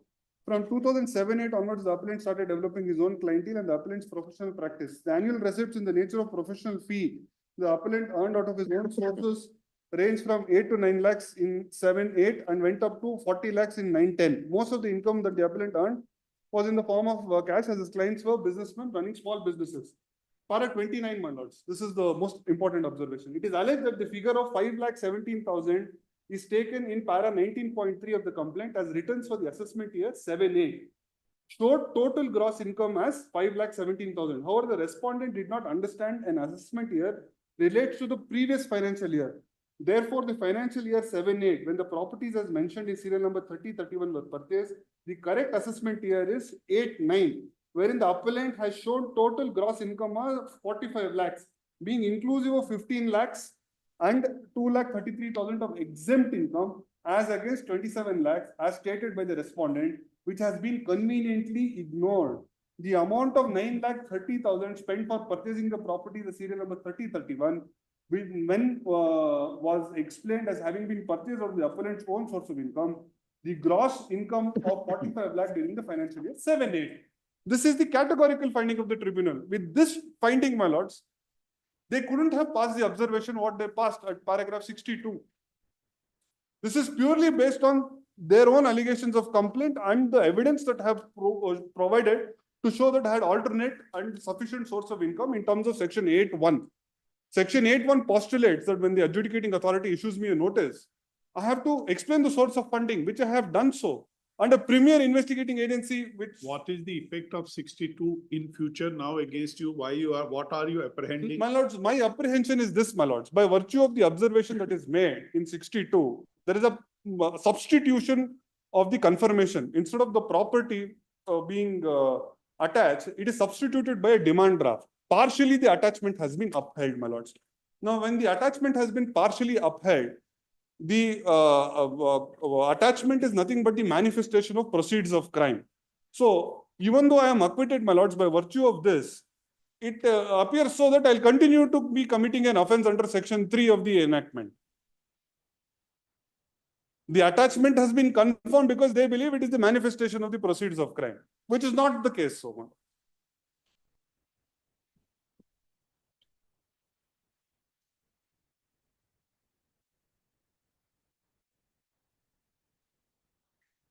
Yes, Mr. Deshpande. Yes, my lord. The moot question is that, my lord, if an accused is discharged from the schedule offense as well as the offense under the PMLA, whether he is entitled for the release of his property, which has been attached under the chapter part 3 of the PMLA Act, my lord. That is the moot question, my lord. 1 minute. Have you deposited 10 lakhs? I have deposited, my lords. I had to give an undertaking that I will give 10 lakhs if the case is finally decided against. I have given that undertaking and have deposited the fixed deposit of 4 lakhs, my lords. It is lying with the respondent. Okay. I have satisfied the order with under protest, my lords, and have preferred the present appeal. Yes, sir. So that is the question, my lord. My lord, the brief facts are as under, my lord. I need to narrate the facts, my lord. I request my lords to kindly take the provisional attachment order, which was passed, my lord, on 25/9/2000. To know, are they no, this issue is not settled? What you're saying is the gray area. Yes, my lord. My lord. No, merely because there are some people who have not been discharged. Yes, my lord. Part of the same transaction. Yes, ma'am. Would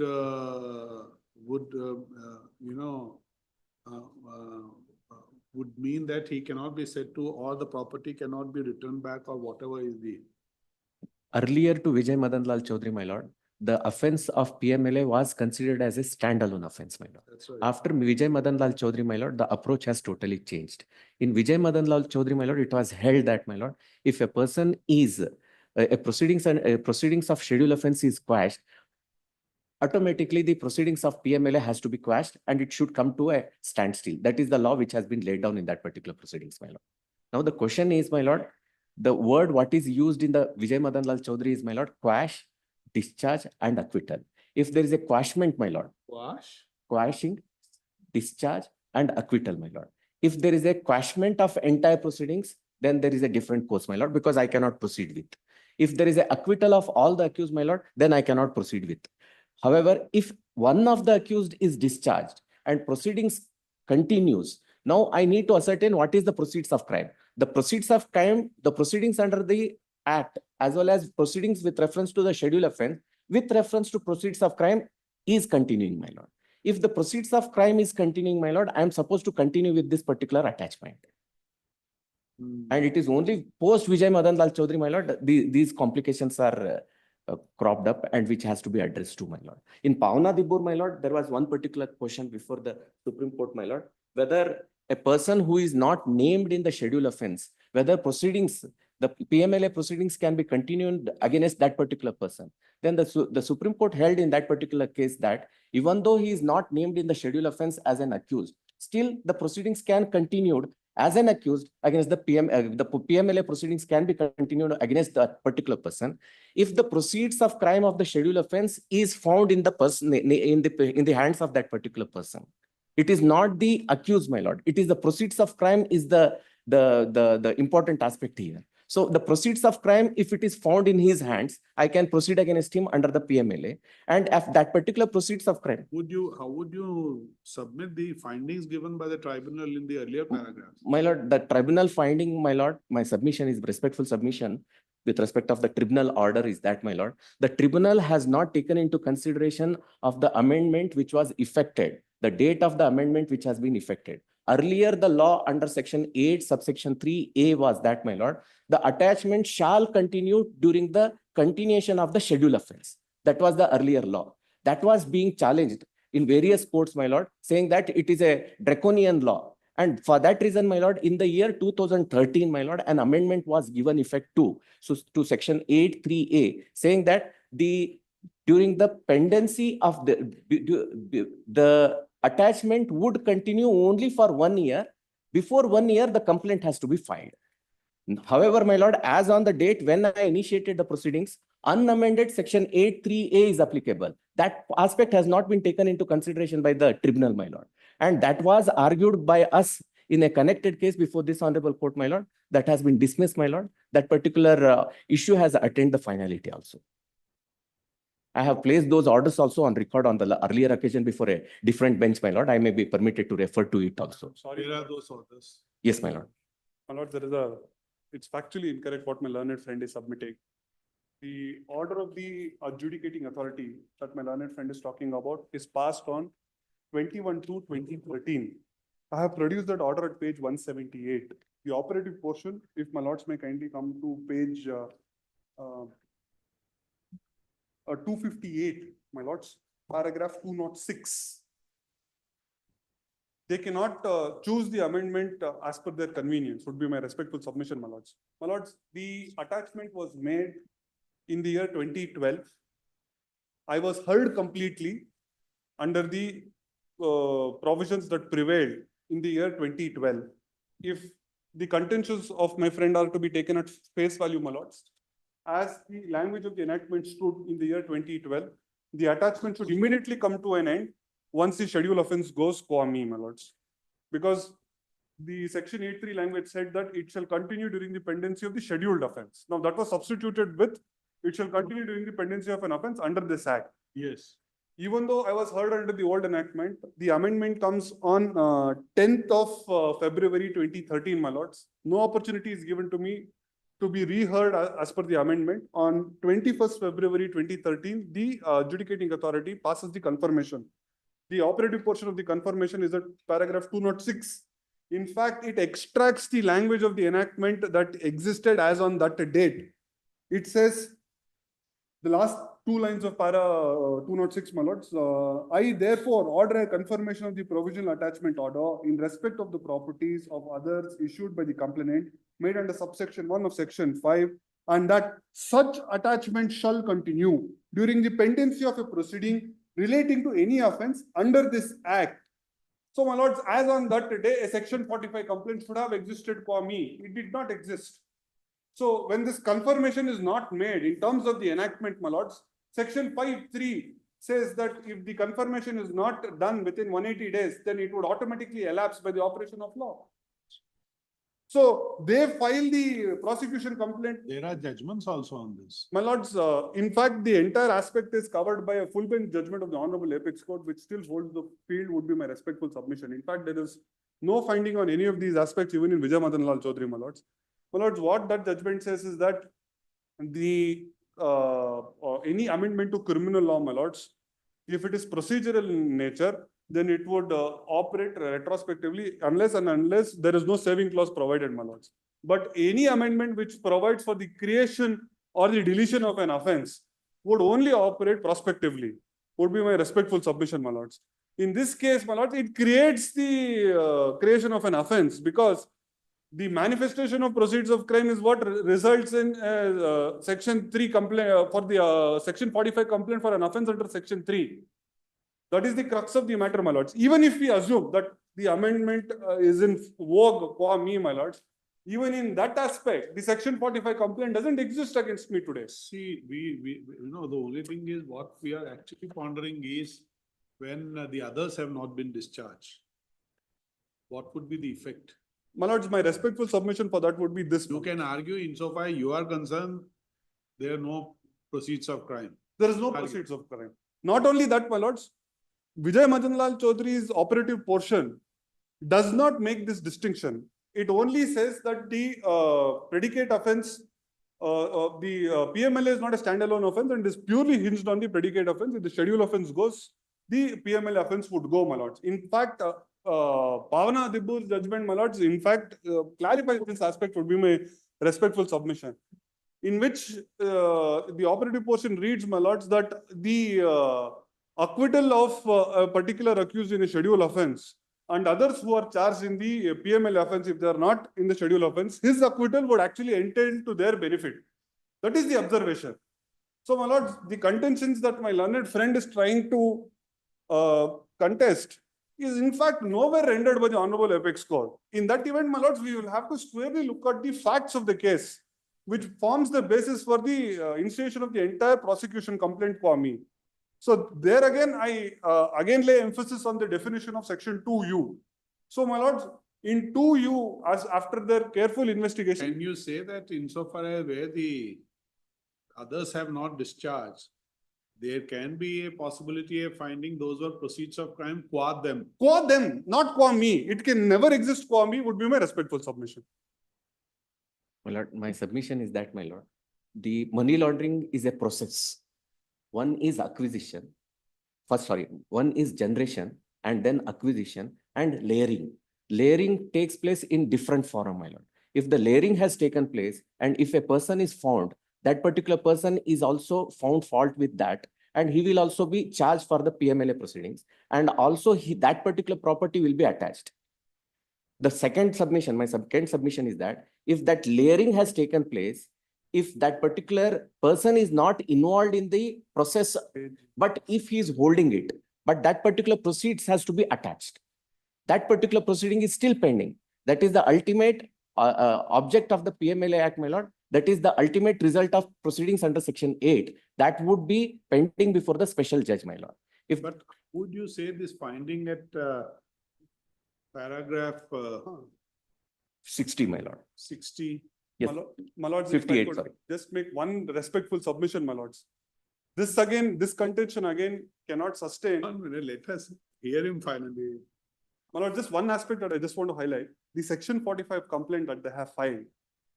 If my lords may kindly look at their prayer at page 679, volume number 3, my lords, their prayer is very specific. Their prayer says, this honorable court may take this complaint on record and take cognizance of the offense under section 3, which is punishable under section 4, issue, process and punish the accused persons according to law, and order for confiscation of all the attached properties provisionally attached, while attachment order 7 of 12 dated 25/9/2012. This is the provisional attachment order that I am aggrieved by, my lords. So the prayer is very specific that confiscate these properties that have provisionally attached, in which they have already come to a conclusion that as per the flow of proceeds of crime, these are the properties where those proceeds of crime have gone into, and that's why they have made the attachment. And they say that this is the manifestation of the proceeds of crime, hence punish me for section 3. So, my lords, their complaint, their contention that just because I am acquitted, there is a chance that I can still layer, cannot again be considered because of their own prayer, my lords, because they are very specific. We have done an investigation, specifically we have come to a conclusion, this is the fund flow, and that is why we are asking for confiscation of this provisional attachment. But suppose Mr. Deshpande, he satisfies the source of funds. Yes, my lord. Then how can there be even an iota Yes. that this would be traced to those? My lord, there are sufficient material to that effect, my lord. That has been appreciated on 2 occasions by this honorable court, and there are sufficient material. And those material I can, with the available document, I can explain, my lord. You say so. Yes, my lord. With all, on the basis of, with instruction, I'm making this submission. That's the reason the tribunal says Yes. the manner it has said. Yes. He says we don't want to Yes. say anything on that. Yes. I may have to take my lords through some of the statements made in the provisional attachment order. And that is the basis for filing of the complaint also. Those allegations are the basis for us. And the proceedings against one particular person who happens to be a son of the accused number 1 is still pending. And that particular proceeding is continuing. My lords, again, the fund flow to accused number 2 would be from A1. Now, A1 is no longer part of the scheduled offense, nor the prosecution complaint under section 45. So there again, he is the chain gets break. The chain gets broken, my lords. How will they justify the fund flow again? We don't know. We don't know. We'll see it.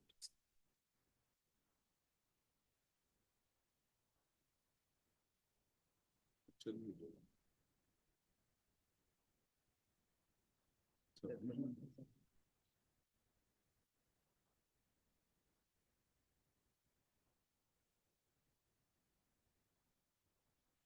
but this would happen in every case. Suppose for a moment a person gets discharged, Yes, ma'am. but others are pending. It will be that sword is still hanging. My lord, insofar as he is discharged, my lord, I cannot initiate any criminal action against him, my lord. That is the right. law which has been developed and it is settled.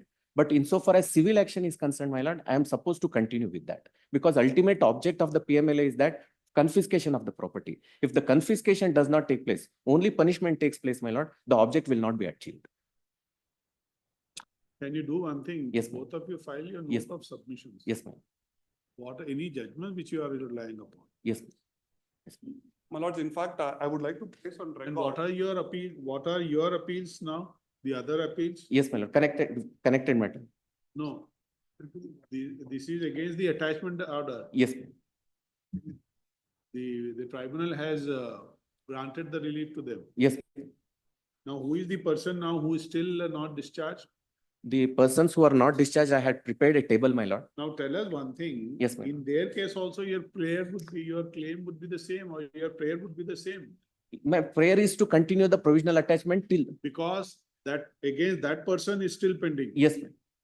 In other appeals also, this would be. Same, my lord. More or the more or less the same submission, my lord. Only the facts, the minor facts, we will make submission with respect of minor facts, my lord. The contentions are the same, my lord. And even the judgment also, what is delivered by the. In their case also, the tribunal holds deposit 10 lakhs. No, my lord. In other cases, there is a complete discharge. Complete discharge. In fact, my lords, I would like to place on record two orders in the same proceedings, my lords, for accused number 24. In fact, accused number 24 is not an accused on the scheduled offense, but under the prosecution complaint. In her appeal before the tribunal, my lords, there is a categorical finding by the tribunal that what she received is not proceeds of crime as defined by them under section 2U. And it sets aside the provisional attachment. And subsequently, his case is, although you have filed this appeal, you have also filed this appeal qua this gentleman. The gentleman who, in your case, have you filed an appeal qua him also? For him only, yes, my lords. 10.4. So they have also filed an appeal. They have filed an appeal, my lords. There again, my lords, the difficulty for them to justify that appeal is, I am the gentleman at point 10.4 is not an accused in the prosecution complaint. Yes, file. Just take this. Counsel for the parties are directed to file their written submission along with the judgment they want to rely upon. Within how much time you will file? Weeks time, my lord. 2 weeks. 2 weeks. Just give it in December, just give it now. Let's get up.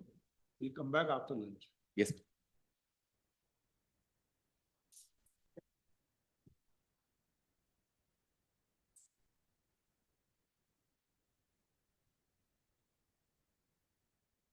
Madam, date.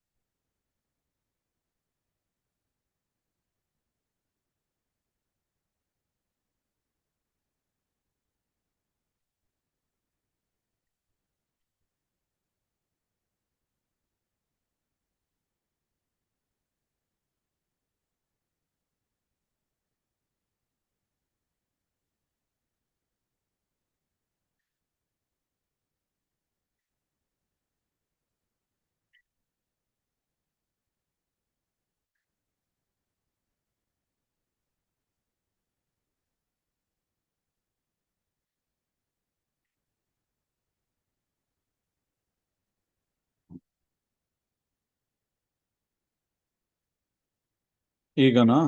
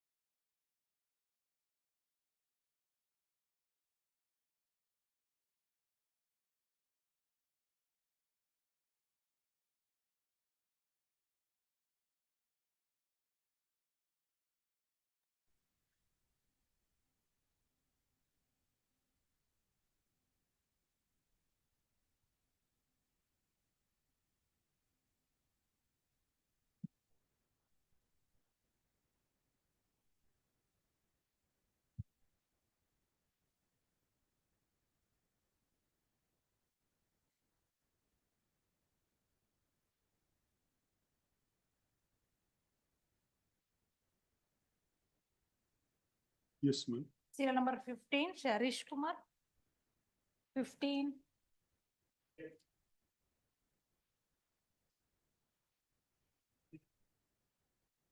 Pardon? Yes. Why?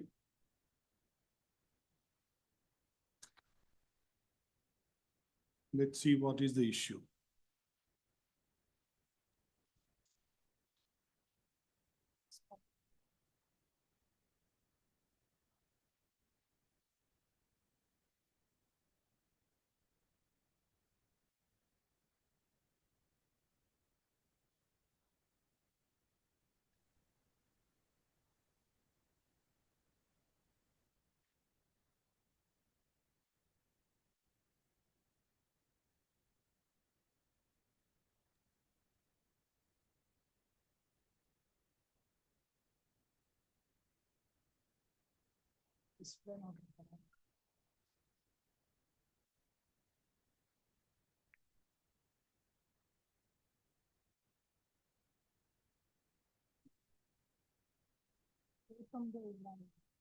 Appear for respondent.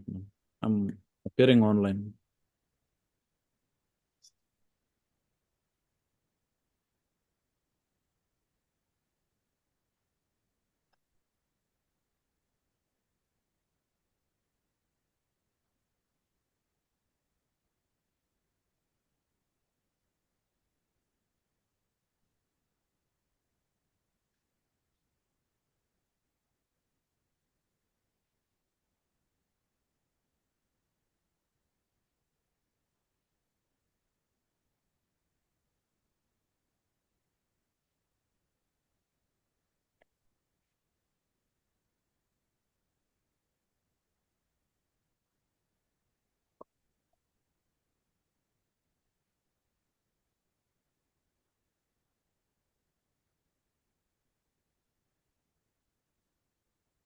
Just say that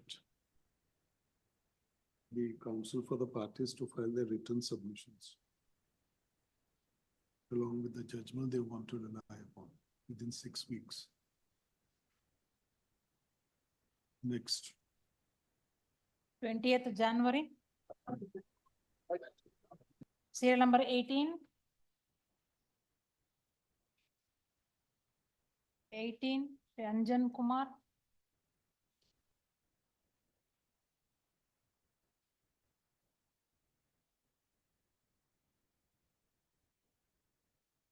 Yes, pass on. 20.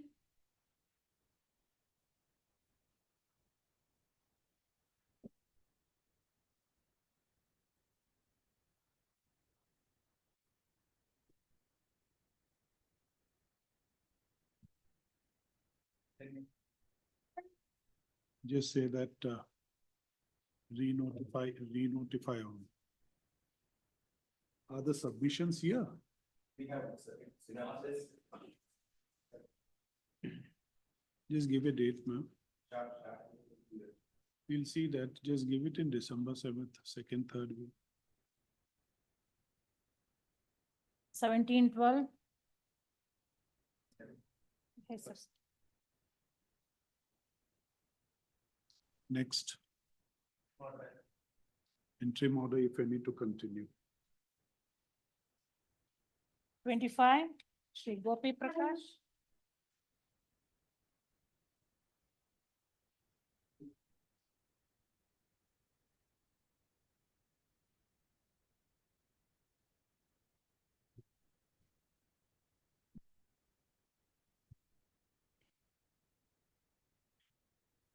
The agreement is valid or final contract. You have the judgments? Yes. Give us.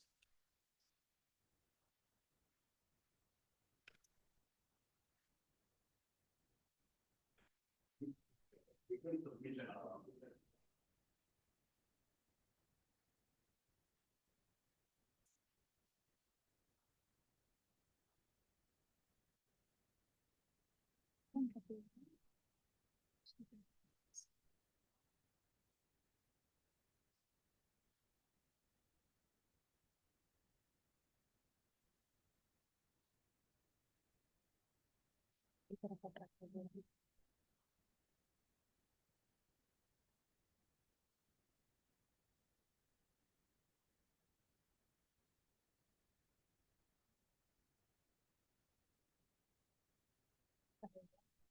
compilation.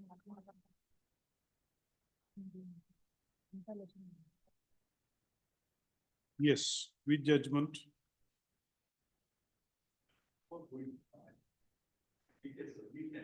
Page number 6 in the my written submission. Can you permit me to read only 2 paragraphs? Page number 6. Yes. As per the general principle of Indian Contract Act 1872, and the when contract is treated as valid contract and when it is treated as a void contract. As per the section 23 to 30 of the said Act, is clearly stated when agreement holds good in the idea of ಇವತ್ತು ಹೇಗೆ ಒಳ್ಳೆ ಬೋಂಡ ಅಂಗಡಿ ಕೊಟ್ಟ ingredients of the valid contract. ಈ ತರ ಕೊಡ್ತಾರ ನಾನು ಹಾಕಿ ನೀಟಾಗಿ The provision states that if the parties to a contract fall under a mistake as the matter of fact essential to the agreement, therefore, any agreement with a bilateral mistake is void. Second, if either the consideration of the object of the contract is illegal, then the agreement is void as it defeats the provision of the law. This applies to the contract which the court may treat as immoral and opposite to the public policy, such as a equivalent agreement which may cause financial loss to the partner. However, if the legal part of the contract is severally from the illegal part, then partner can be enforced with the court of law. Next one, agreement without consideration. Section 25. This section provides that a contract without any consideration could be rendered void unless it is a gift made on account of the natural love and affection. It is straightforward, or it is a compensation to someone who has voluntarily done something for the part. In the present case, there is no consideration clause or any document regarding the consideration given or received by the party. My God, super. Uncertainty and impossibility of the performance. Section 29, 30 and 36. These sections provide that an agreement, the terms which are uncertain, based on uncertain events, are based on impossible occurrences, are void except in certain cases, such as the horse racing, basically, legally agreement, such as betting or gambling, are not enforceable in the court of law. However, the formation of a contingency contract is perfectly valid. In the present case, cinema is just like a gambling. Here, no question of expecting more money or loss will be. Then we go for the next track of this concept. Section 19 and 19A. This section provides that any contract bearing concept is not freely opened from a party, whatever at the option of that party. In such a circumstance, consent may be obtained by coercion, misrepresentation, or undoing sin, which makes it contrary to the free consent of law. General principle of law in respect of voidable contract as per the Indian Contract Act. Similarly, both the provisions under the Indian Contract Act 1872 relate to the non-performance of an agreement between the parties who may or may not wish for the same. If the party is in a voidable contract decides, then the same they say, then it has same effect as that of voidable agreement when it is assumed as if the agreement never existed. Both the provisions deal with the formation of the contract through immoral and illegal practice that go against the public policy. The primary object of adding this provision was to ensure that people are not taking advantages of the result of an agreement made by unsuspicious difference. A void contract is invalid from the moment it is agreed upon by the parties, where a voidable contract is still enforceable unless one of the parties decided to invalidate the same. An agreement that is voidable is under the discretion of the other party to be invalidated. But an agreement that already offers no charge to any of the parties with regard to the enforceability of the agreement is void. A void contract is not binding on any of the parties. However, voidable contract is binding on at least one of the parties. Case study. wide agreement, furtherance for the voting play. In this case, defendant voting play has instituted some points to provide evidence in the court of law. Instead of going to the court itself, voting play promises to pay only a certain amount if he attended court on behalf of the voting play. However, later voting play refused to pay the sum, and thus police brought an action against him. The police action was not made as per the performance of existing legal duty is not proper consideration. Thus, their agreement was quite next to judgment. Popular crime and growth. As an intoxicated weed producer under the influence of alcohol entered into a contract but did not perform his obligation once he saw the price of the weed increases. It was a landmark judgment which held that any contract wherein a party is inebriated is voidable at the option of the aggrieved parties. Critical analysis. If provisions and sections related to the void aspect of the voidable contract under the immediate contractor are not only sympathetic but possess immense clarity as well. The fact that this law is applicable to this without the need of any amendment that as a testimonial to its element. Furthermore, it takes a protective approach with contract. In this sense, it prevents people from the fulfilling unreasonable, illegal, and immoral obligations. Yes, how do you translate this provisions in your facts? How are these available to you in your facts? These are all provisions of law, we know. Yes, yes. But how do you correlate with your facts? Here, the relation between appellant and the respondent is out and out, master and servant. She is the film producer. She has produced the film at her risk and her money maker. Yes, he is maintaining and also paid her how film will be going to gain and for the business and other things. I agree, madam. She has invested 2 crores 40 lakhs instead of 36 lakhs, 3 crores, madam. 2 crores 46 lakhs, she has invested, madam. First, the appellant won't be giving service provided to her. One film. What kind of a service you have provided? Under the agreement, he is an experienced producer in the producing the films, madam. A respondent is a stranger to the film industry. He don't know about the film making or business, madam. So that through the common friend, she was introduced.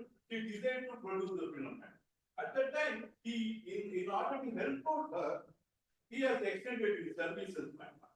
Then automatically, my God, the foreign court is fixed at the rate of 3 crores because of his influence and his goodwill.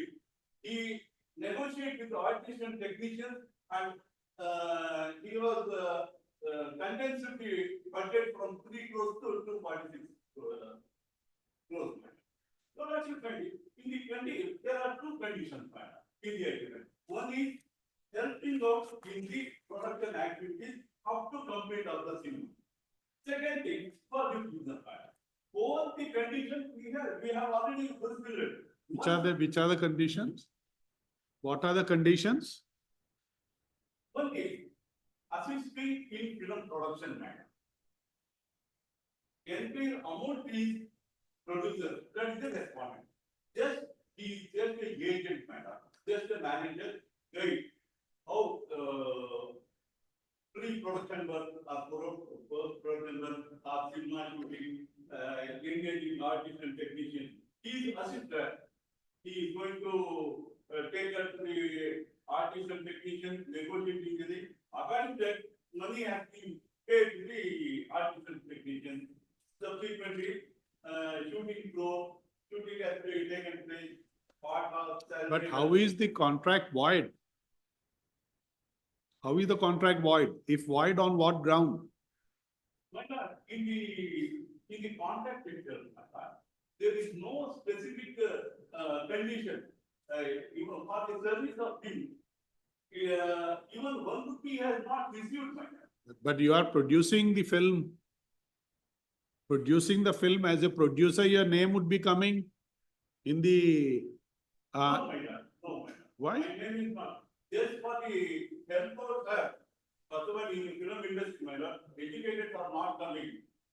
She is an educated. Were you shown as a producer? I am not a producer. How were you depicted in the, in the names which comes in the picture, in the cinema? How are you depicted? Did they acknowledge your work done?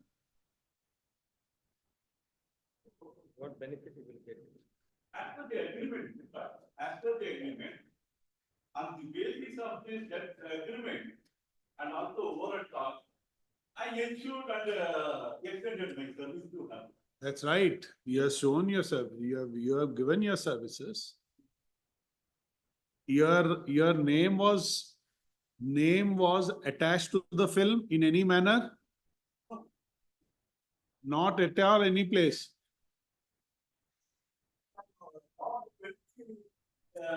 Two decades, my lord. I have produced the big films. Making films I have produced.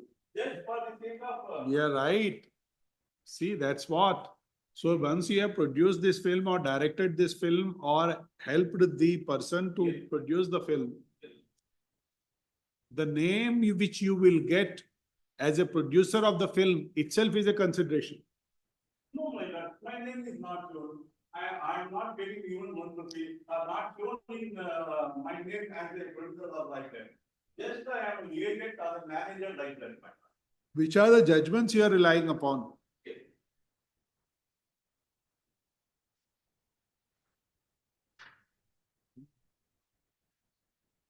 It would be paid.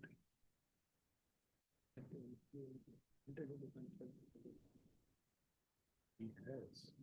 Yeah, 1960 plus Gujarat to some five.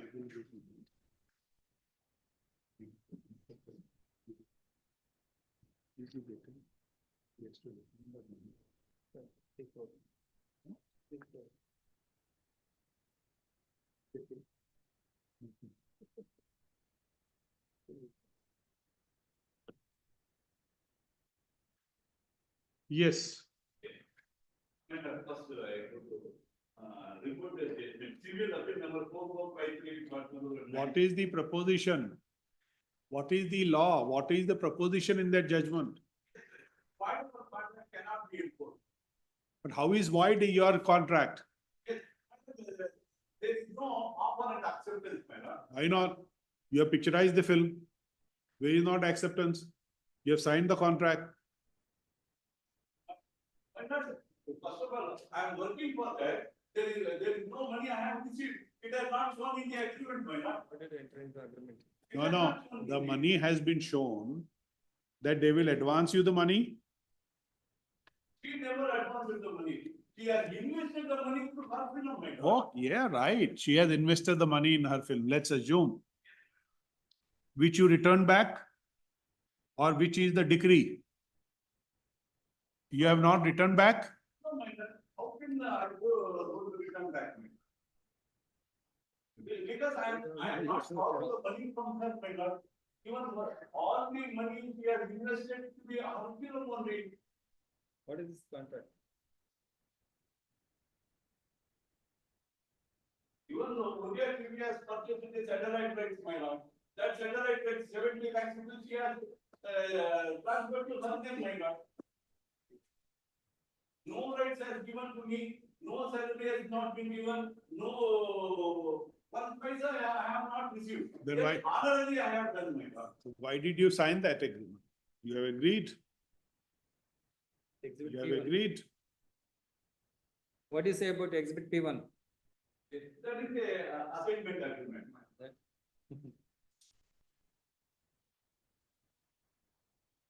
Why did you sign that agreement? Basically, two things, my lord. One is, first of all, we don't know about the Indian languages except Kannada, my lord.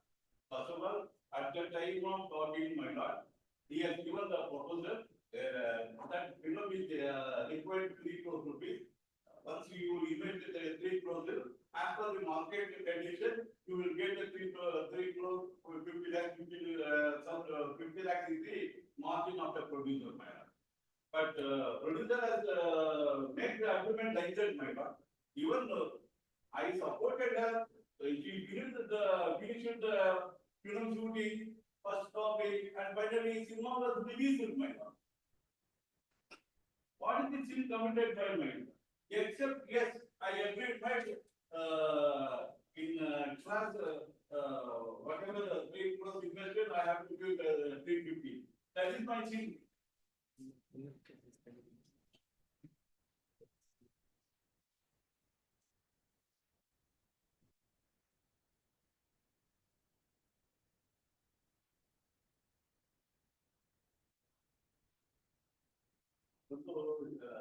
She has invested 2 crores 46 lakhs, my lord. She has claimed 3 crores 70 lakhs in the original suit, my lord, along with the 50% interest, my lord. What happened to the criminal case? What happened to the criminal case? What happened to the criminal case? Criminal case, there is pending matter, charges has been filed. First of all, second appellate was discharged. I have filed an application for the discharge application is allowed. She has discharged. Who is here in the second appellate? Who is the wife of first appellate? First appellate is a producer. Second appellate is a wife. Third appellate is a firm of the appellate. Even the second appellate has not signed any agreement without her involvement in order to pressurize her. They filed a chief case against me. In the FIR itself, my wife's name is not shown. After the lapse of 2 years, they added her name. Subsequently, I filed a discharge application. According to my application was allowed by the Honorable Trial Court.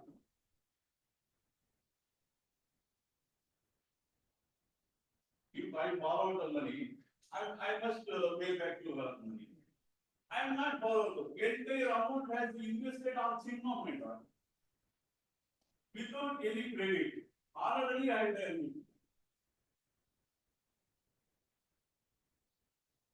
Now he is expecting 3 crores 70 lakhs, 15% from the date of the inscription of the case, my lord. Without taking 1 rupee, my lord. I have to find him to give such a huge amount. Where is the agreement? Exhibit P1.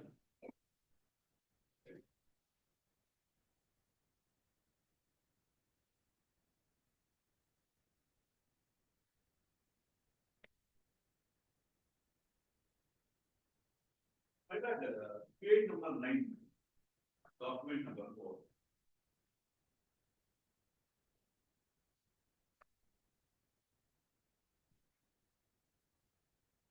Right.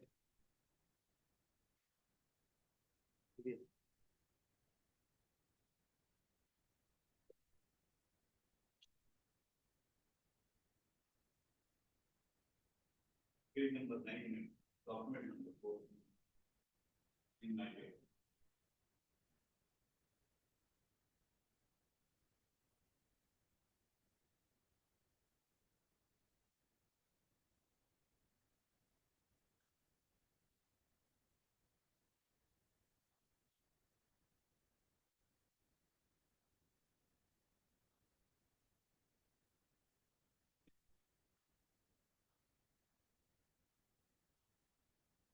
Just tell us what did he get for the work he has done? Huh? He,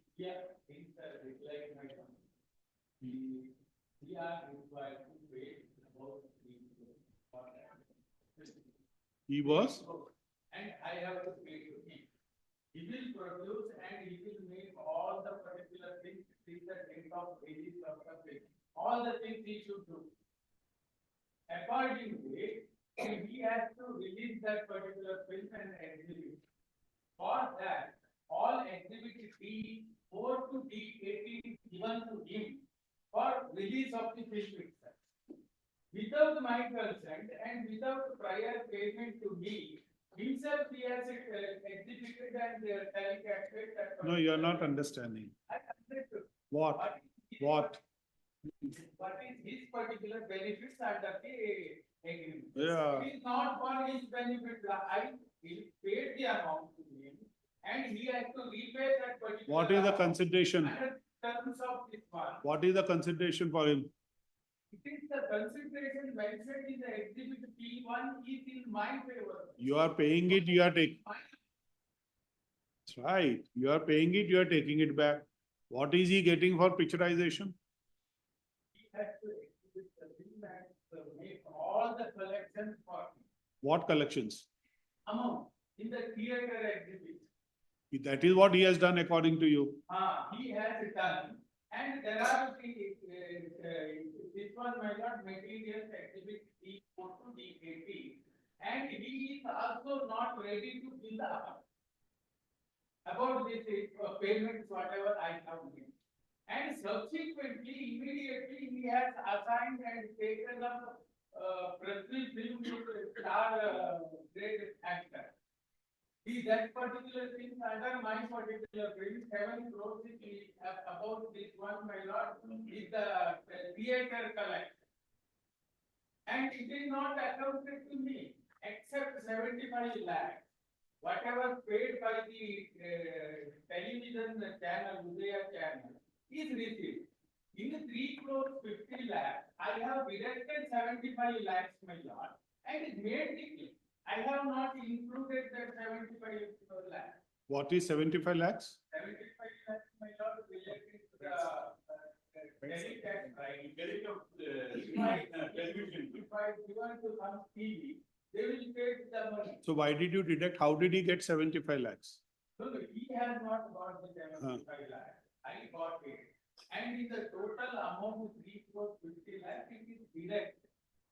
I have not included that thing or made the file. In 3 crores 50 lakhs, it is 75 lakhs is deducted. And remaining interest as well as it is agreed. My lord, there is no dispute relating to the exhibit P1.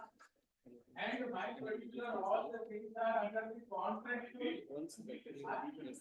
minute. So this 3 crore 50 lakhs to be given to the. No. That is. That will be as a loan.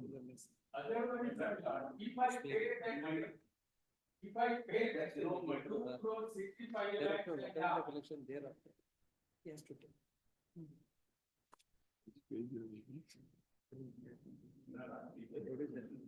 The assignee agreed to pay back the guaranteed repayment of 3 lakh. Pure contract and the contractual relationship. The agreement P1 is the document. Will be taken by this thing. Yes. That is the. Who would pay her? He has to. They have paid. They have paid.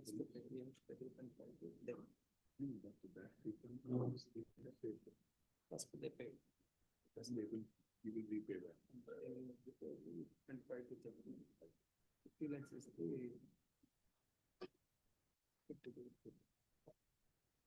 For the investor. From that, rest of the things that they were the collections. That will be. We'll take the. But tell us one thing. 1 minute, please. Just 1 minute. So after he produces the film, he will give you all the, the rights, everything, even the print also. That's right. Print also he will give you. What will he have? That is the reason, my lord, it is P4 to P18.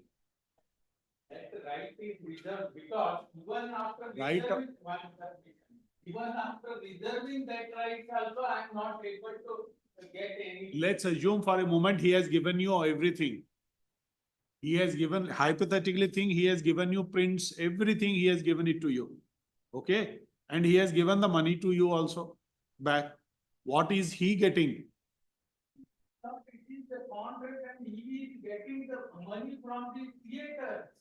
No, when will he show it to the theaters? Where is the stipulation in the contract? See, that particular thing he has admitted in the evidence, my lord, there is a. 1 minute, please. We have to see the contract which gives him right to picturize or to show the pictures in the theater. Does that, whether that right has with him? Well, it is not given, also he has done that work. Oh, that's a different thing.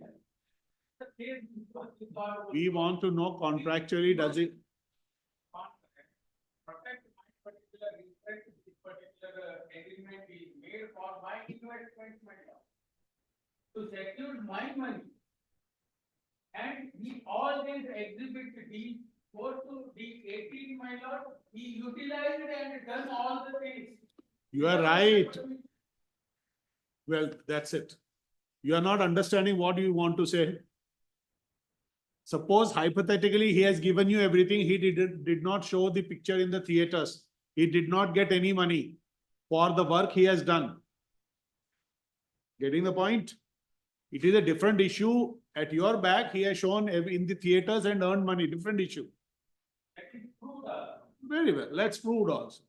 But suppose we are asking you that suppose he had given you all this, all the material, all the prints, everything he has given it to you, and he has given the money which he had got from you. What did he get? Does he have the right to show in the theaters? He doesn't have. He doesn't have. What did he get for the work he has done to produce this film?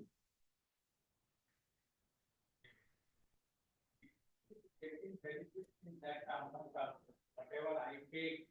How? The 2.65 lakhs. How did he get it? That particular thing is including his particular the benefit. What benefit? And this thing, my lord, if I am that time, I should pay the money what he demanded. He demanded the money, I paid the amount to his account. How much you paid? How much you paid? It is on the transactions are all accounted. And this particular thing under the contract. Why not I 1 minute, please. He has not, this one, my lord, shown any particular honesty. And he made the money out of this particular thing by himself. What will he will say, look here, when you did not give, what shall I do? I have to earn money like this. Obviously. It's not possible. The contract is that he is admitting the. That's what we are asking you. He has produced the agreement. That is what we are asking you. What is the consideration for him? All profit incurred above that particular amount is into the. How will he earn? That's what we are asking you. Because of exhibit D 4 to 18, he is going to say that it is true. Where is that? Show us. That particular. Show us. Last subsection, credit. Where is in the contract? Show us. I want to understand our query.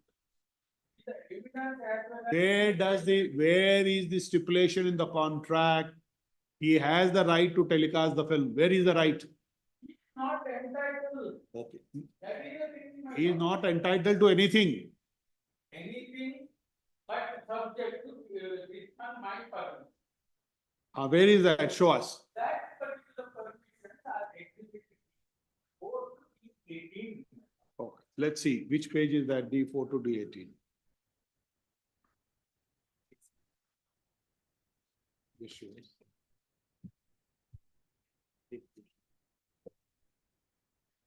D3.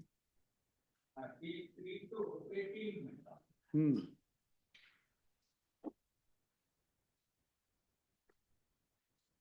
Instead of all the documents are produced and I am not having one piece of those documents. And he has produced that document, the court has made the inference under section 85 of the Indian Evidence Act. He admitted all these documents are with him. exhibit, my lord. E3. Assignment agreement. Entered between the plaintiff and Fund TV net. That amount 75 lakh, I received and specifically mentioned that even is obtained and deducted out of 3 crores 50 lakh. Then exhibit D4 letter dated 31/3/2009, sent by the plaintiff to the UFO, Moon India, duly attested by notice of. That then, my lord, this is the letter, copy of the affidavit of the plaintiff filed government claiming the tax free, but it is not given. The copy of the letter sent to the plaintiff to the regional office. Where are you reading? List of annexes of the judgment. These documents are there, my lord. Page number. Internal page number 29, my lord, paper book 179.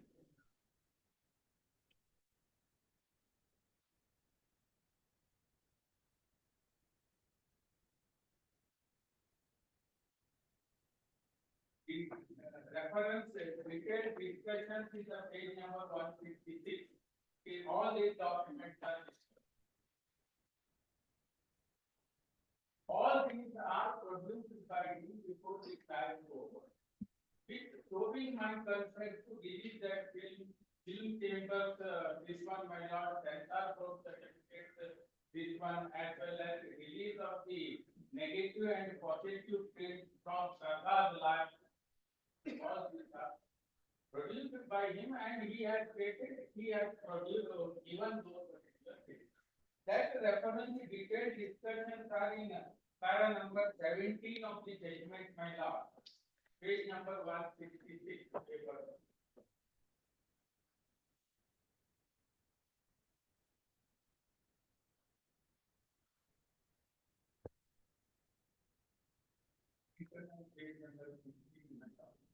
Which page is you have said? Paper 1. Judgment page is 60.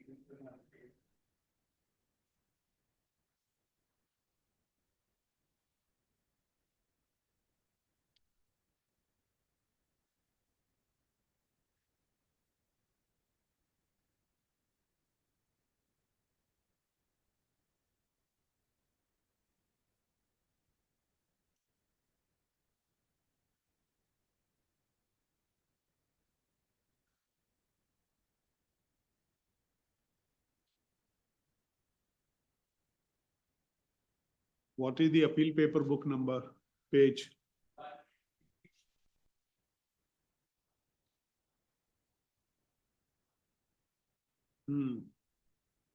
Para number 17 of the judgment.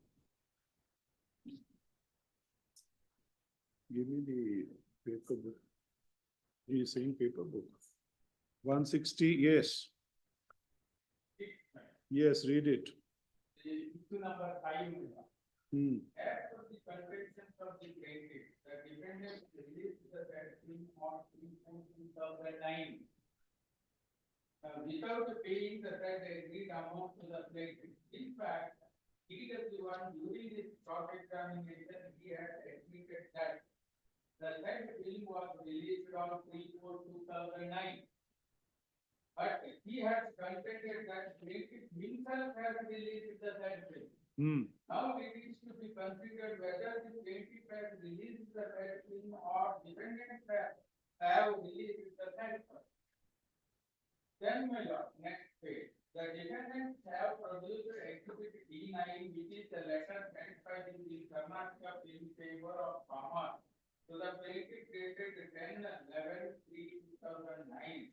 Exhibit D11, publicity clearance certificate. It shows that actual active involvement of the defendant in the release of the firm bill. Exhibit D10 is the letter issued by the Karnataka Bill Chamber of Commerce on 10/11/2003 about confirmation of the title of the film as Gautam addressed to the plaintiff. It is to be noted that this letter is also produced by the defendant, which shows that actual involvement of the defendant in the release of the letter. Therefore, the plaintiff said to have sent the letter to the regional office, Central Board of Certification, requesting to provide the censor certificate dated 18/6/2009 as activity B2. It is to be noted that this letter is also produced by the defendant. It shows that actual involvement of the defendant in the release of the letter. Thereafter, the plaintiff had to have sent the letter to the UFO Movies India Limited dated 31/3/2009 as per Exhibit E4 authorizing to release the said film. It is to be noted that this letter is also produced by the defendant which shows the active involvement of the defendant in the release of the said film. During the course of cross-examination of DW1, the learned advocate for the plaintiff has tried to elicit that activity E4 was created by the defendant. The DW1 was told that activity E4 was given to him by the plaintiff and that original activity E1 was not given to him. Further, he admits he has admitted that the letterhead of the activity E4 does not belonging to the plaintiff company and that the letterhead of activity E4 is different than the letterhead of this activity E that is manipulated for release of the film. Then, my lord, exhibit E12 is the certificate issued by the government dated 31/3/2009. It is to be noted that this letter is also produced by the defendant, which shows that actual involvement of the defendant in the release of the action. Thereafter, the plaintiff said to have sent a letter to Madam Prasad Lal Laboratory to provide 15 prints of the said film dated 2/4/2009 as per Exhibit E18. It is to be noted that this letter is also produced by the defendant, which shows that actual involvement of the defendant in the release of the said film. That the DW1 has reported that original of activity not used perfectly and plaintiff had given the original activity E18 to him just 1 day prior to the release of the said film. It is for his taking the print.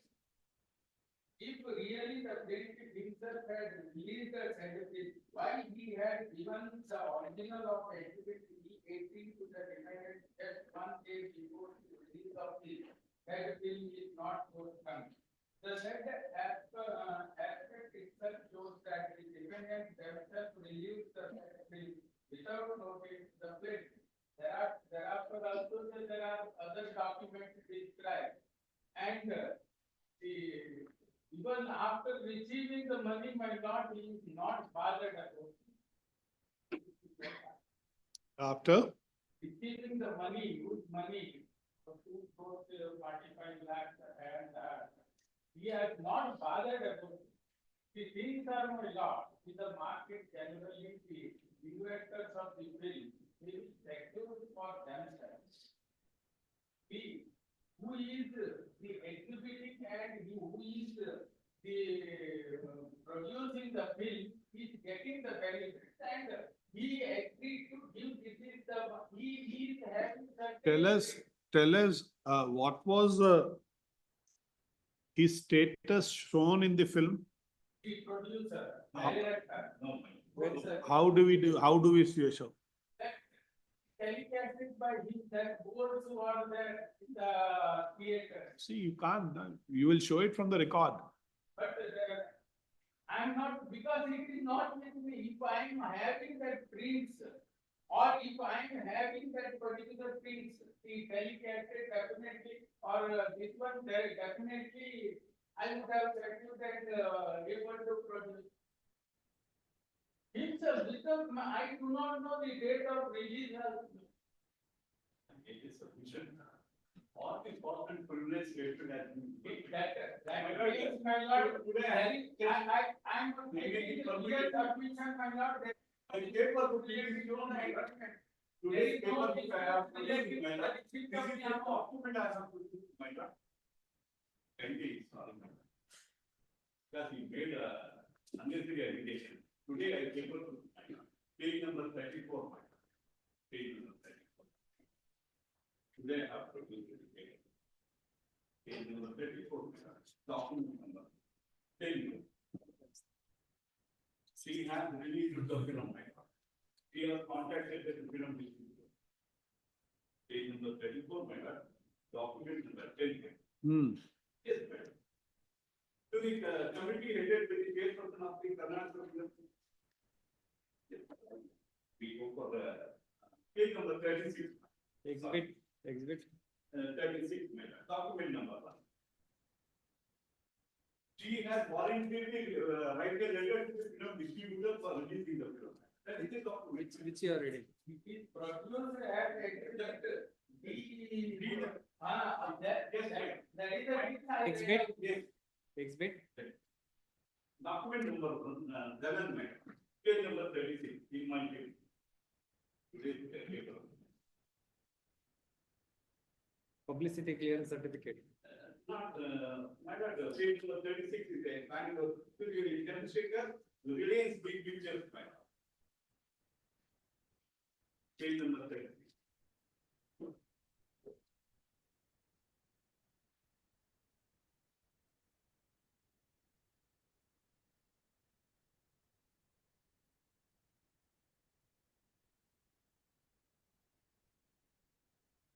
Refer with the exhibits.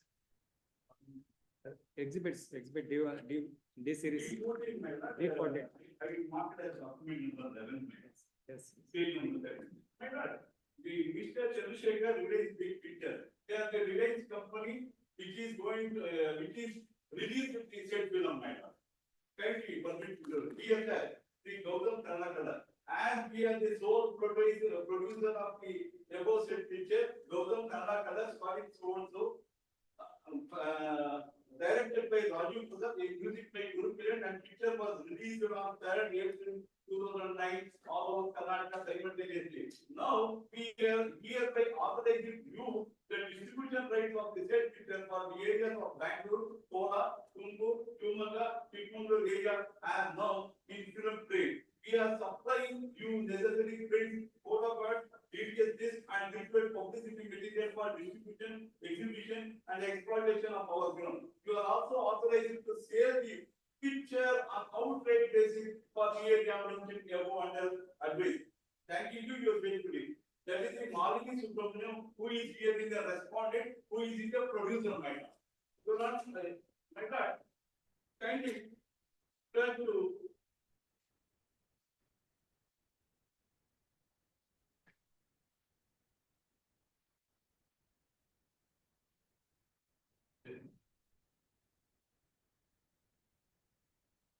document 3, exhibit B6. She has applied for the censor board for her film, and she has given the authorization. That is the document number 3, exhibit B6, my lord. To the regional officer, Central Board of Film Certificate, KBS and Manga, authorization to submit the censor certification documents of our feature film, Gautam Kannada details. With reference to our above picture, I, Malini Subramaniam, number 839, Dave Block, Sagar Nagar, Bangalore, so and so, I hereby authorize to Mr. Arjuna, number 941, NM3 6A Main Road, Field Plot, Yelahanka, Newton, Bangalore, to submit the censor certification document, whose specific signature is given below.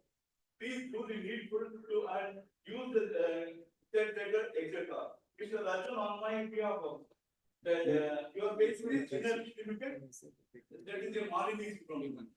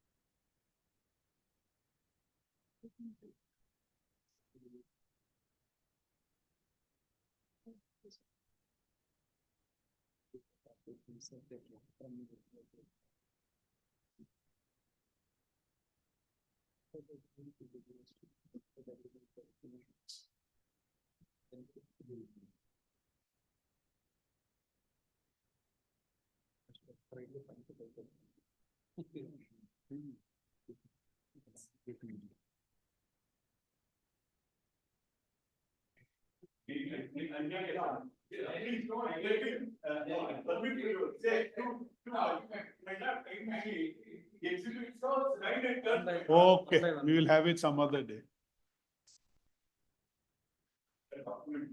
In Karnataka, state government is providing subsidy to the Kannada films, my lord. For that, 100% tax they have given, and on the capacity of the producer, he has filed the affidavit before the state government stating that entire film has accumulated in Bangalore, my lord.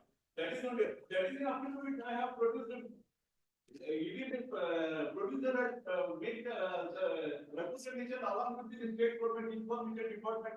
This is the affidavit, my lord. This is not created, my lord. For even as per the submission, my lord, in each and every part of the release of post production, I assist her. She don't know about the release or anything, my lord. Because I ask for my advice, she go and confirm things, my lord. I am assist her. Where is your plea that it's a void agreement before the court?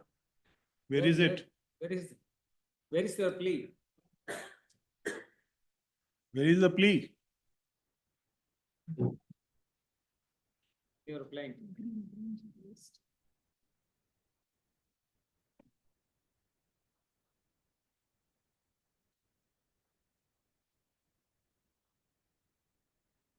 From the beginning, my lord, I think the candidate that she is not a financier.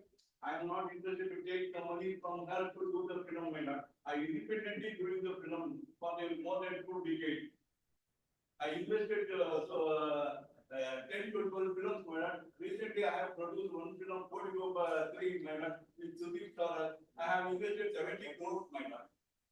Just taking 2 crores 46 lakhs, I released the film, I earned more than 78 crores. That is the allegation, no, my lord, what their money, there's all the money, whatever it has, given to the artist and technician for the film shooting and other thing. Even one movie I have not seen.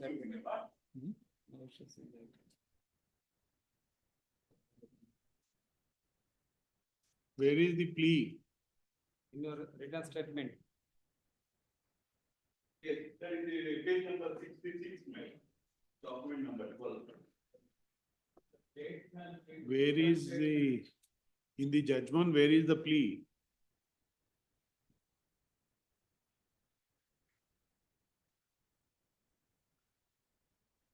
And where is the issue? Is there any issue on that regard? Where is the issue? Come to page 31 of the appeal paper book.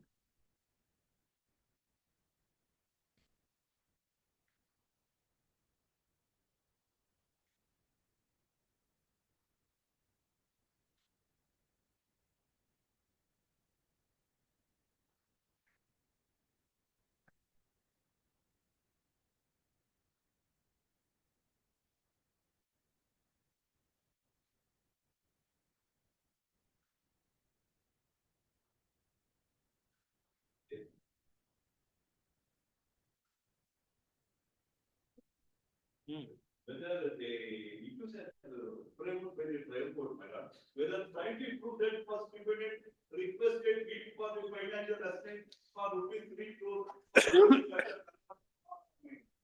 My lord, kindly see, in the agreement, the version is different, my lord. Kindly see the. We have asked you some question, you are going differently. Where is the issue framed on what you are urging now? Where is the finding? Before the court below. Either it may be a wide agreement or wideable agreement. Where is that issues? Yes, yes, I will.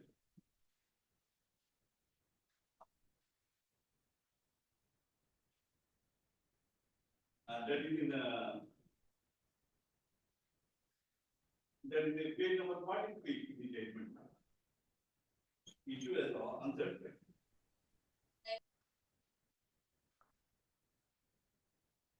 Which paragraph? That is a, Yes, that is read it. Yes. If plaintiff had filed this suit for the relief of specific performance, exhibit P1 and exhibit P1 for the recovery of a sum of rupees 3 crore 70 lakh and 30,000 so and so with interest 50% per annum. The other advocate for the defendant in the written argument have contended that suit for specific performance of the said agreement is not maintainable and he has relied on a decision of reported 2019 SCC 704 Kamala Kumari versus Premala Rajmati and other. Next matter. It is to be noted that said argument is slightly misconceived to the plaintiff has tried for the relief of the specific performance. They said relief is as follows. To direct the defendant number 1, 2, 3 to specific performance of the assignment agreement dated 4/8/2018 in favor of the plaintiff in respect of the agreed payment as per the clause 3 of the said agreement and consequential relief. From the said prayer, it is very clear that plaintiff is paying for specific performance of the contract, clause 3 of the said agreement in respect of the payment of agreed amount. When such be the case, the suit is not for any other reason but for recovery of the money. The parties have understood that the debt relief of the recovery of You don't want to answer us. What did we ask?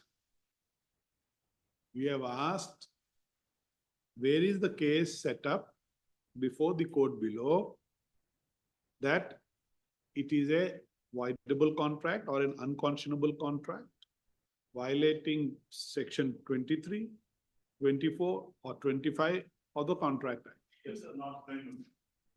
So where is your written statement? Did you take such a plea? Then only issue would be framed.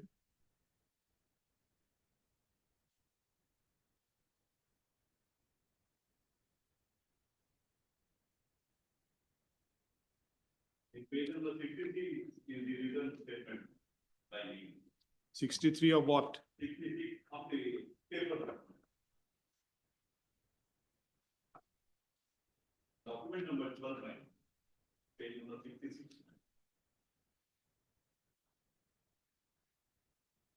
Now, where is the plea taken in your written statement? The matter suit filed by the plaintiff is not handled. Oh, forget it. We don't want all these things. Yes. You show her the relevant one.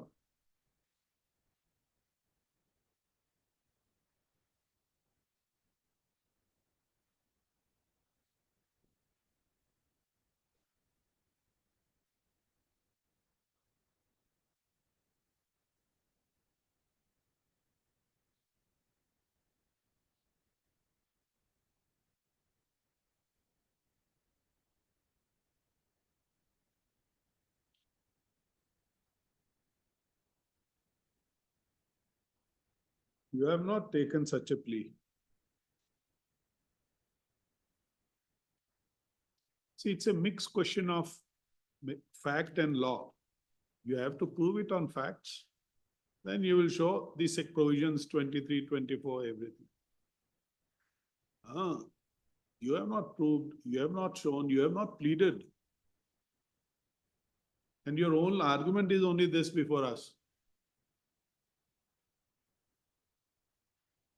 Now, in the absence of, and see, ultimately you have to lead evidence to prove it. You will lead evidence saying that, look here, he has given money, I have produced, I have given him money, I have given all the originals, rights, everything, but I didn't get anything. What is this contract for? Where is the consideration? Nothing. Possibly his argument is, look here, you are the producer. The very fact your name is being depicted as a producer, it will inure to your benefit as a producer of the film. That itself is a consideration. In any case, forget it. You have not taken such a plea. No issues in that regard. No issue on that regard.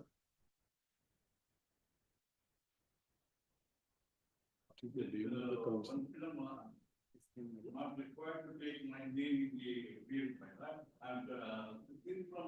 You're right. You have your own status. Why do you require this will? I helped her. That's right. Maybe you are a very one of the topmost. So, but the fact remains, you must plead now. Maybe you are right in pleading, you are in advancing this argument. What is this? This is one-sided. He gives money, I produce, I give back him money, I give back everything. What am I getting? Nothing.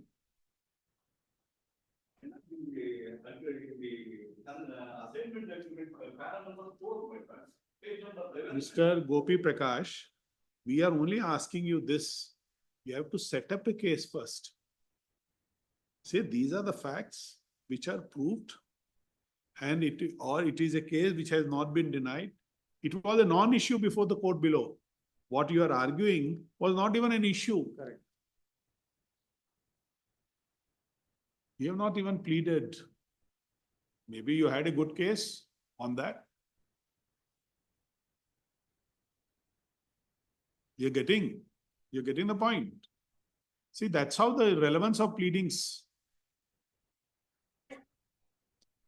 We are not in a writ jurisdiction or in a summary procedure. We are in a civil suit governed by CPC. That's the point.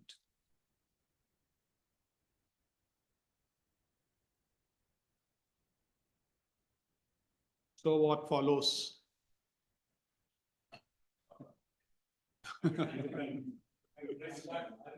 The same thing followed on the last date also. We are here today.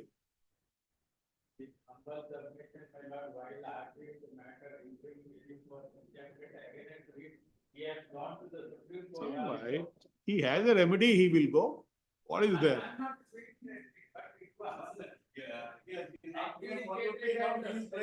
See, that shows how strongly he feels about it. Getting the point? How strongly he feels. But we have to see legally. You have shown, you have not given us one judgment on this.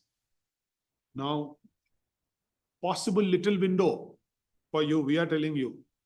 Little window is, it's a purely legal issue. But we will not be in agreement with you. It's a mixed question. You have to prove the facts to say so. There is no consideration which flow. Because they have much to say.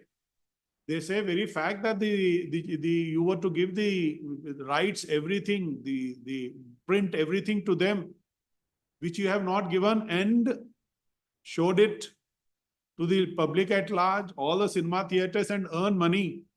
Possibly they will argue this is not, at least on equity, he is not entitled to any relief. They can argue that.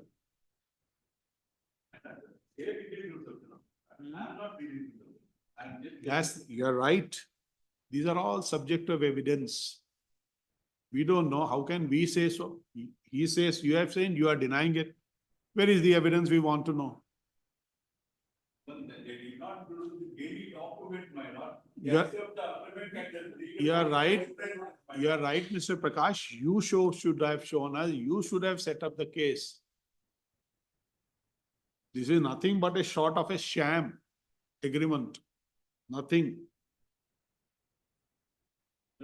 You end up giving your expertise. You end up producing the film. That is all you have done, according to you, right? What a foundation, what, how much we will give you, no, that's enough. Tomorrow, first matter, bus. No, tomorrow. Very well, then we will reserve it. You have two options. You have only one option. Tomorrow, final arguments, 10 minutes. Whatever the judgments you have, show it to us. Otherwise, we'll close it. Tomorrow. Very well, reserve. Thank you.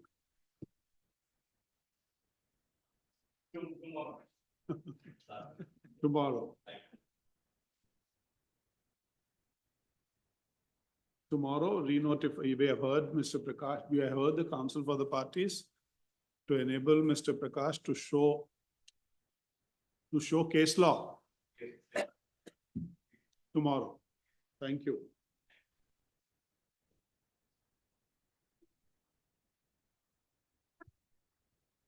Next. 26.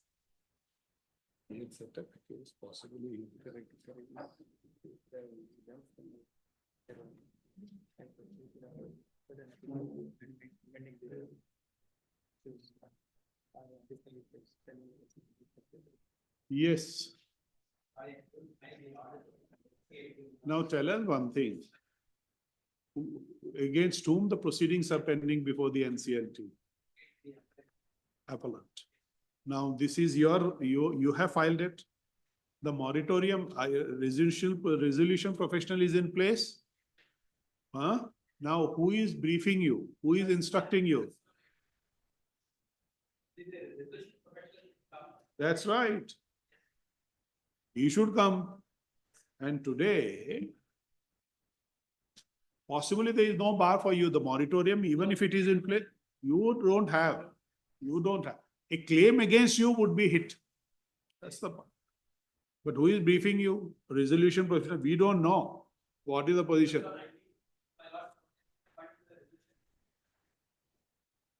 Tell us one thing. In terms of this is an arbitration award?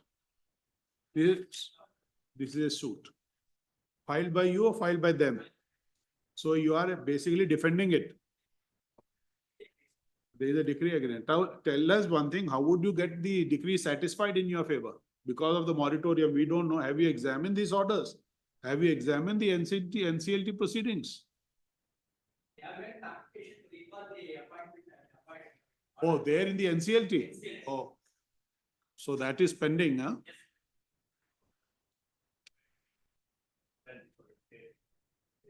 See, unless you succeed there, you can't pursue this video. To be verifying, we must simply adjourn this. So you are conscious of one thing, that you can't go against them, seek execution of this decree till such time those proceedings gets culminated. So we'll adjourn this. We'll just simply adjourn it. Just say that. Just take it on record. Let's see that. Learner counsel for the appellant has filed the orders passed by the NCLT in a proceedings initiated against the appellant herein. Would submit the joint request of the counsel for the parties. Re-notify on. Just give it in January. 20th January. 27. Sunday, Saturday.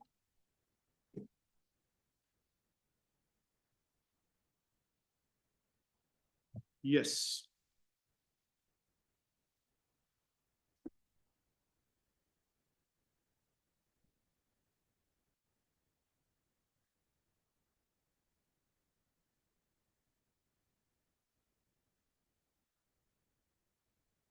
Now, which is the number? 27.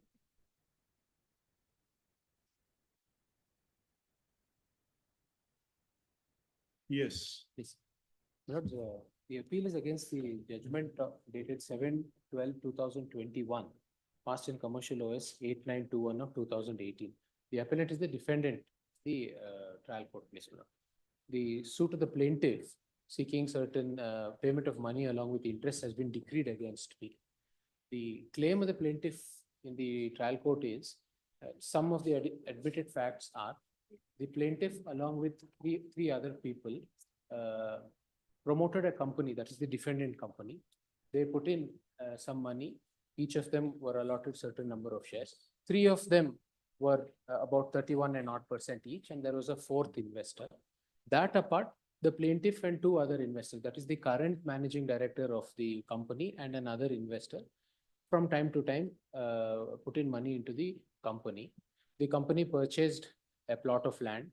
They demolished an existing building, constructed a hospital, and the three of them, the four of them got together, contributed money and purchased various equipments and so on and so forth. This company was floated in the year 2009. Certain disputes and differences arose between the parties. according to the defendant, what happened was in around 2012, the plaintiff and another investor, one Mr. Kuppuswamy, they got together. They, without my consent and permission, inducted two other people into the directorship of the board. They sold the property belonging to the company to one of those directors, Mr. Vasu, and disputes arose. And at that point of time, parties came together, had a kind of a settlement where the plaintiff as well as Mr. Kuppuswamy resigned from the directorship of the board on 8th of January 2012. On 16th of January 2012, all parties, the current managing director, all the two other investors and these two additional directors all sign a memorandum of understanding. They all narrate all, I'll take my lord's, they narrate all the past facts that have happened, various cases that have filed, etc., etc. They say we are finally settling this issue. The shares that were belonging to the plaintiff have been transferred to the current managing director, Dr. Yatindra. They both, essentially, two of them were doctors, my lords. They wanted to start a cancer care hospital. So they transferred the shares to the current managing director. He was paid money. He said, whatever all my other investments that are made in the company, I have already received. I have no further claim against you. It is full and final satisfaction. This MOU was signed. This MOU was of 16th of January 2012. In 2018, that is on 12th. What were the terms of MOU? May I please take my lord straight away to that MOU? It is exhibit D4 and it is at page 159 of the paper book that I filed. Is the paper book here? Yes, madam. Your file paper? Yes, yes.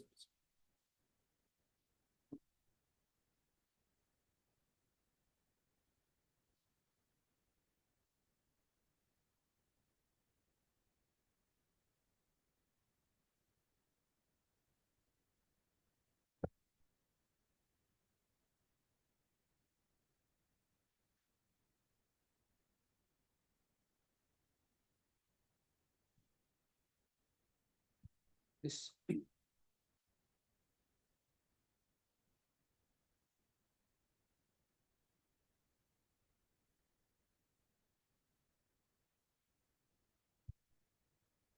May I please, ma'am?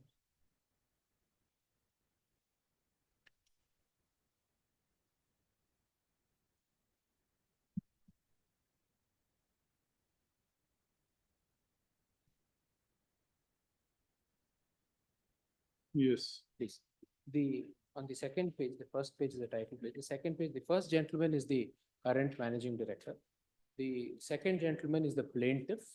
The third gentleman is the other investor who joined along with plaintiff. And there are narrations relating to the disputes. May I read a few paragraphs for my lord's kind consideration? There are two, my lords, in page 160. Whereas the aforesaid company was promoted by its promotional directors with the first party, second party, and one Venkatesh A, with authorized share capital of rupees 20 lakhs divided into 2 lakh equity shares with par value of rupees 10 per share. Though Venkatesh A resigned from the company subsequently, he has, however, retained the shares with himself and has not transferred the same in favor of the third party. Whereas the first party, Dr. Yatish Kumar, is a registered holder of 56,667 fully paid equity shares. Second party, they narrate each of the parties holding. There is no dispute at that point in that case. And then para 4, whereas certain disputes and differences have arisen between the first and second party, and in this regard, the first party herein filed 2 complaints dated 26/3/2012 and 3/4/2012 against the second party before jurisdiction in Nandili police station and first information report. In respect of the complainant dated so and so has been registered by the police authorities and the matter is pending adjudication. However, the police authorities are yet to register first information report in respect of the complaint dated 3/4/2012. Then there is this paragraph may kindly be marked, please. What has happened because of this induction of third parties and an attempt to deal with the properties of the company, this Dr. Yatish Kumar filed this suit, please. Whereas apart from the aforesaid 2 complaints, the first party has also filed a suit in OS number 334 of 2012 before the additional city civil judge Bangalore and has obtained injunction order against the company and the second party not to alienate the movable and immovable properties of the company. and also not to tamper with the books of accounts and balance sheets of the company, and not to operate the bank accounts of the company in whatsoever manner till the investments dues of the first party is fully and finally satisfied, and not to enforce documents, namely 4 e-stamp papers, 1 resignation letter, 1 ROC resignation letter, 11 blank checks, 1 Form 32, few blank letter pads, and other documents on which the signature of the first party was forcibly taken in detriment of this. So the parties record what has happened. This order continued. An appeal was filed before this honorable court by them, which was dismissed. That is also recorded in this MOU. Then what they also did, please, my lords, in para 8. Whereas during the pendency of the aforesaid proceedings, the second party have inducted 2 additional directors, namely Vasu and Syed Akbar Hussaini, to the company without any equity shares in the company. That apart, the second party have also opened 2 new accounts with IDBI Bank in favor of Chiguru Cancer Care Private Limited, bearing account number so and so, and another account in the name of Karnataka Cancer Hospital, bearing account number so and are operating the same. Then second party have also during the pendency of the aforesaid proceedings alienated the non-residential property of the company bearing number 99 situated at so and so, and in favor of A Vasu. So they have sold it and inducted him without consent of mine. Just the 2 of them have sold it and inducted this gentleman as a director, which they admit here. Whereas in order to put an end to the ongoing differences and litigation amongst the first and second party and other directors, the parties have mutually discussed and arrived at an amicable settlement, the terms of which are as under this. That Vasu Annamalai, Syed Akbar Hussaini were additional directors of the company, therefore are executing this MOU as consenting witnesses, thereby consenting and agreeing to the recitals and representations made in this MOU, and indicate their unconditional no objection to this MOU and to more fully relinquish all their rights, title, and interests in the company. The board of directors of the company had inducted Mrs. Jyoti AS as director of the company, and the second party have resigned from the company on 8/1/2013, along with Vasu Annamalai, Syed Akbar Hussaini from the directorship of the company. The second party confirmed that the first party shall be entitled to nominate and or induct any persons of his choice to the board of directors of the company with immediate effect. That the second party agrees that upon entering into MOU, they would relinquish all their rights, title, and interest in the company of whatsoever nature to and in favor of the first party and or to any other person nominated by the first party. Then there is something about authority which I'll not remember, my lords. And kindly come to para 6, please. That in pursuance of the aforesaid settlement, the first party has this day purchased 56,667 shares of Dr. Bhargav Ram BN at the rate of ₹3 per share by paying 1,70,001 by cash to Bhargav Ram BN, and he acknowledged the receipt of the same. Likewise, first party has also this day purchased 56,666 shares of Mr. Kukswami at the rate of ₹3 per share by paying him 1,69,998 by way of check bearing numbers also drawn on so and so in favor, and he acknowledges receipt. The second party have this day handed over all the signed transfer certificates to the first party, and first party acknowledges receipt. So what has been granted is the interest only. No, what they now claim, please, my lords, they, according to me in this MOU, and what again, in the next paragraph, whatever loan that was there in the company, I took over.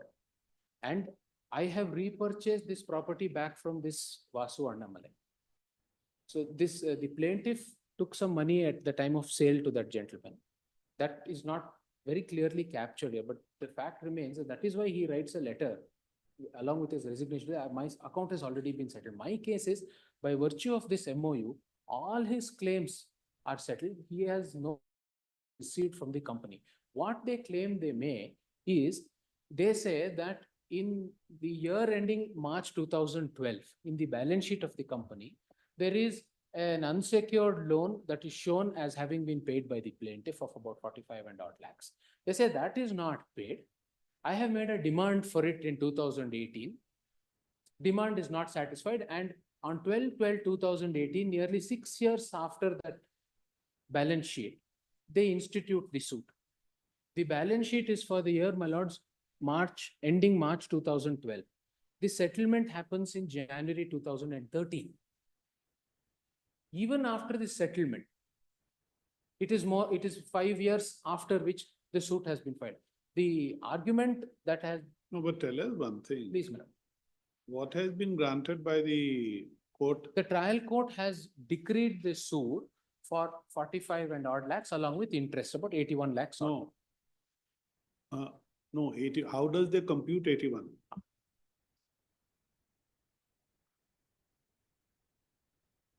See, 9% interest, please. that's right. From which date? That is from April 2012 till the date of suit. Till the data? Suit. So pendant allied not given? Then. Says so. Then. Current and future interest. No, and current, if you're entitled to 81 lakhs with current. So the 81 lakhs is interest from 2012 till date of suit plus current future interest also. So this 81 lakhs computed as interest at 9% On 45 on lakhs. 45. So and see, there is no relief of 45 given. 45 possibly he must have received earlier. See, the way it has been couched, this order, suit of the plaintiff is decreased with cost, plaintiff is entitled to 81 with current and future interest at 9% on 45. My lords, may kindly see para 65 of the judgment, please. For the para 65 of the judgment, it is 45 lakhs plus 36 lakhs, which is 81 lakhs. For the foregoing reasons and in view of my view of the findings on issue number 1 and 2, I am of the considered opinion the plaintiff is entitled to recovery of 45 lakhs 37 lakh, so 45 lakhs 37,781 with 36 lakhs 47,732 towards interest. So it is 45 plus 36, which makes it 81. And from the date of suit, again 9% interest on 45 lakhs future interest. So it is principal and interest. The claim was for 46 lakhs. That there is a defense that I have taken on that also. So the premise on which the claim is made in the suit is that there is a loan shown to my credit in the books of the company. That is a deposit that I have made. That deposit I can demand at whenever I want. I demanded it in 2018. You didn't pay it back to me, and therefore I am within time. My humble submission is that all these monies, and it is so couched the plain. Is it a partnership firm? It's a private limited company. My humble submission is that all the monies, not only that the plaintiff put, the current managing director and this Mr. Kuppuswamy put, they were as investment into the company. They bought land, they built a building, they bought equipment, they took another adjoining property on lease. They put up what is called a linear accelerator for radiation therapy. All of them have put in money. The plaintiff is couched the manner as though nobody else did anything except the plaintiff. If my lords may, in due course, I'll show my lords the balance sheet. All of them have contributed. 2010 balance sheet is there. There is about 18-19 lakhs. Each of them have contributed. 2011, about 25 lakhs. By the time they came to 2012, it was about 45 by plaintiff, 44 by the others, and so on and so forth.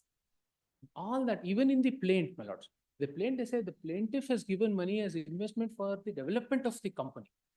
That, in my humble submission, cannot be equated to mean a deposit, which can be recalled at any point of time as provided or considered as under Article 22 of the Limitation Act to say the limitation time starts running from the date of demand. So the entire premise now what they are saying. How did he bring that money?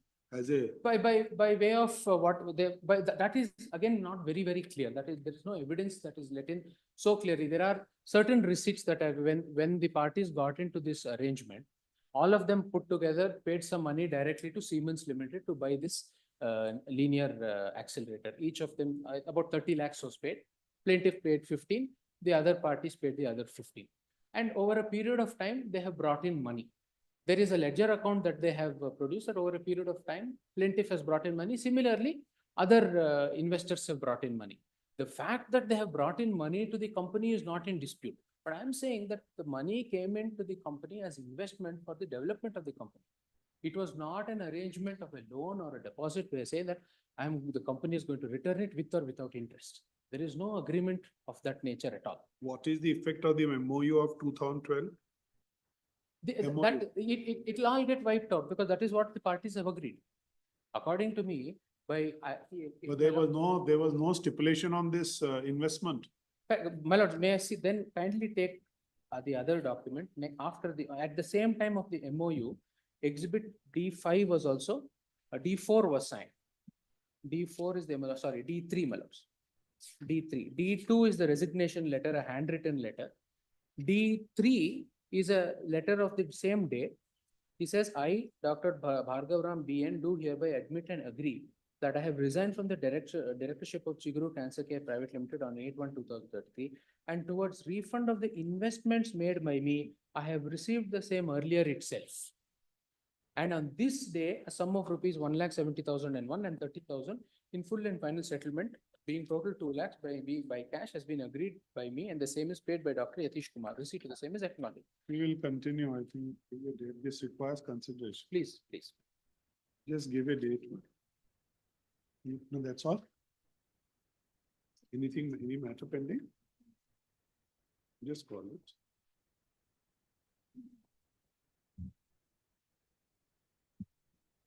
Six one 25, sir. 6-1.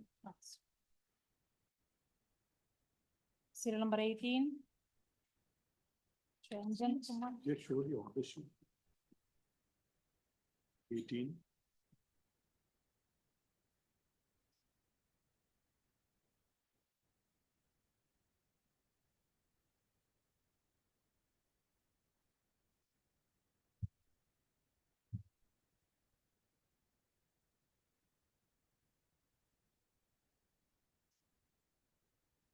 They say none for the appellant even on the second call.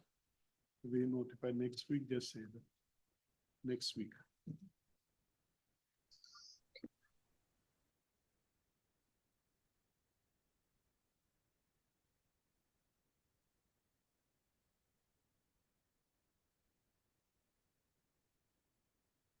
Still, it will be repeated.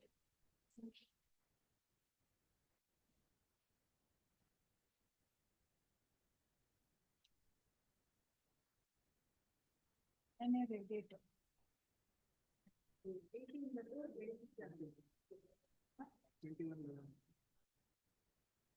ಅಲ್ವಾ date ಅದಲ್ಲ ನೀವು 21/11 ಅಂದ್ರೆ ಸರಿ ಹೋಗುತ್ತೆ ಅವ್ರ date ಅದೇ 21/11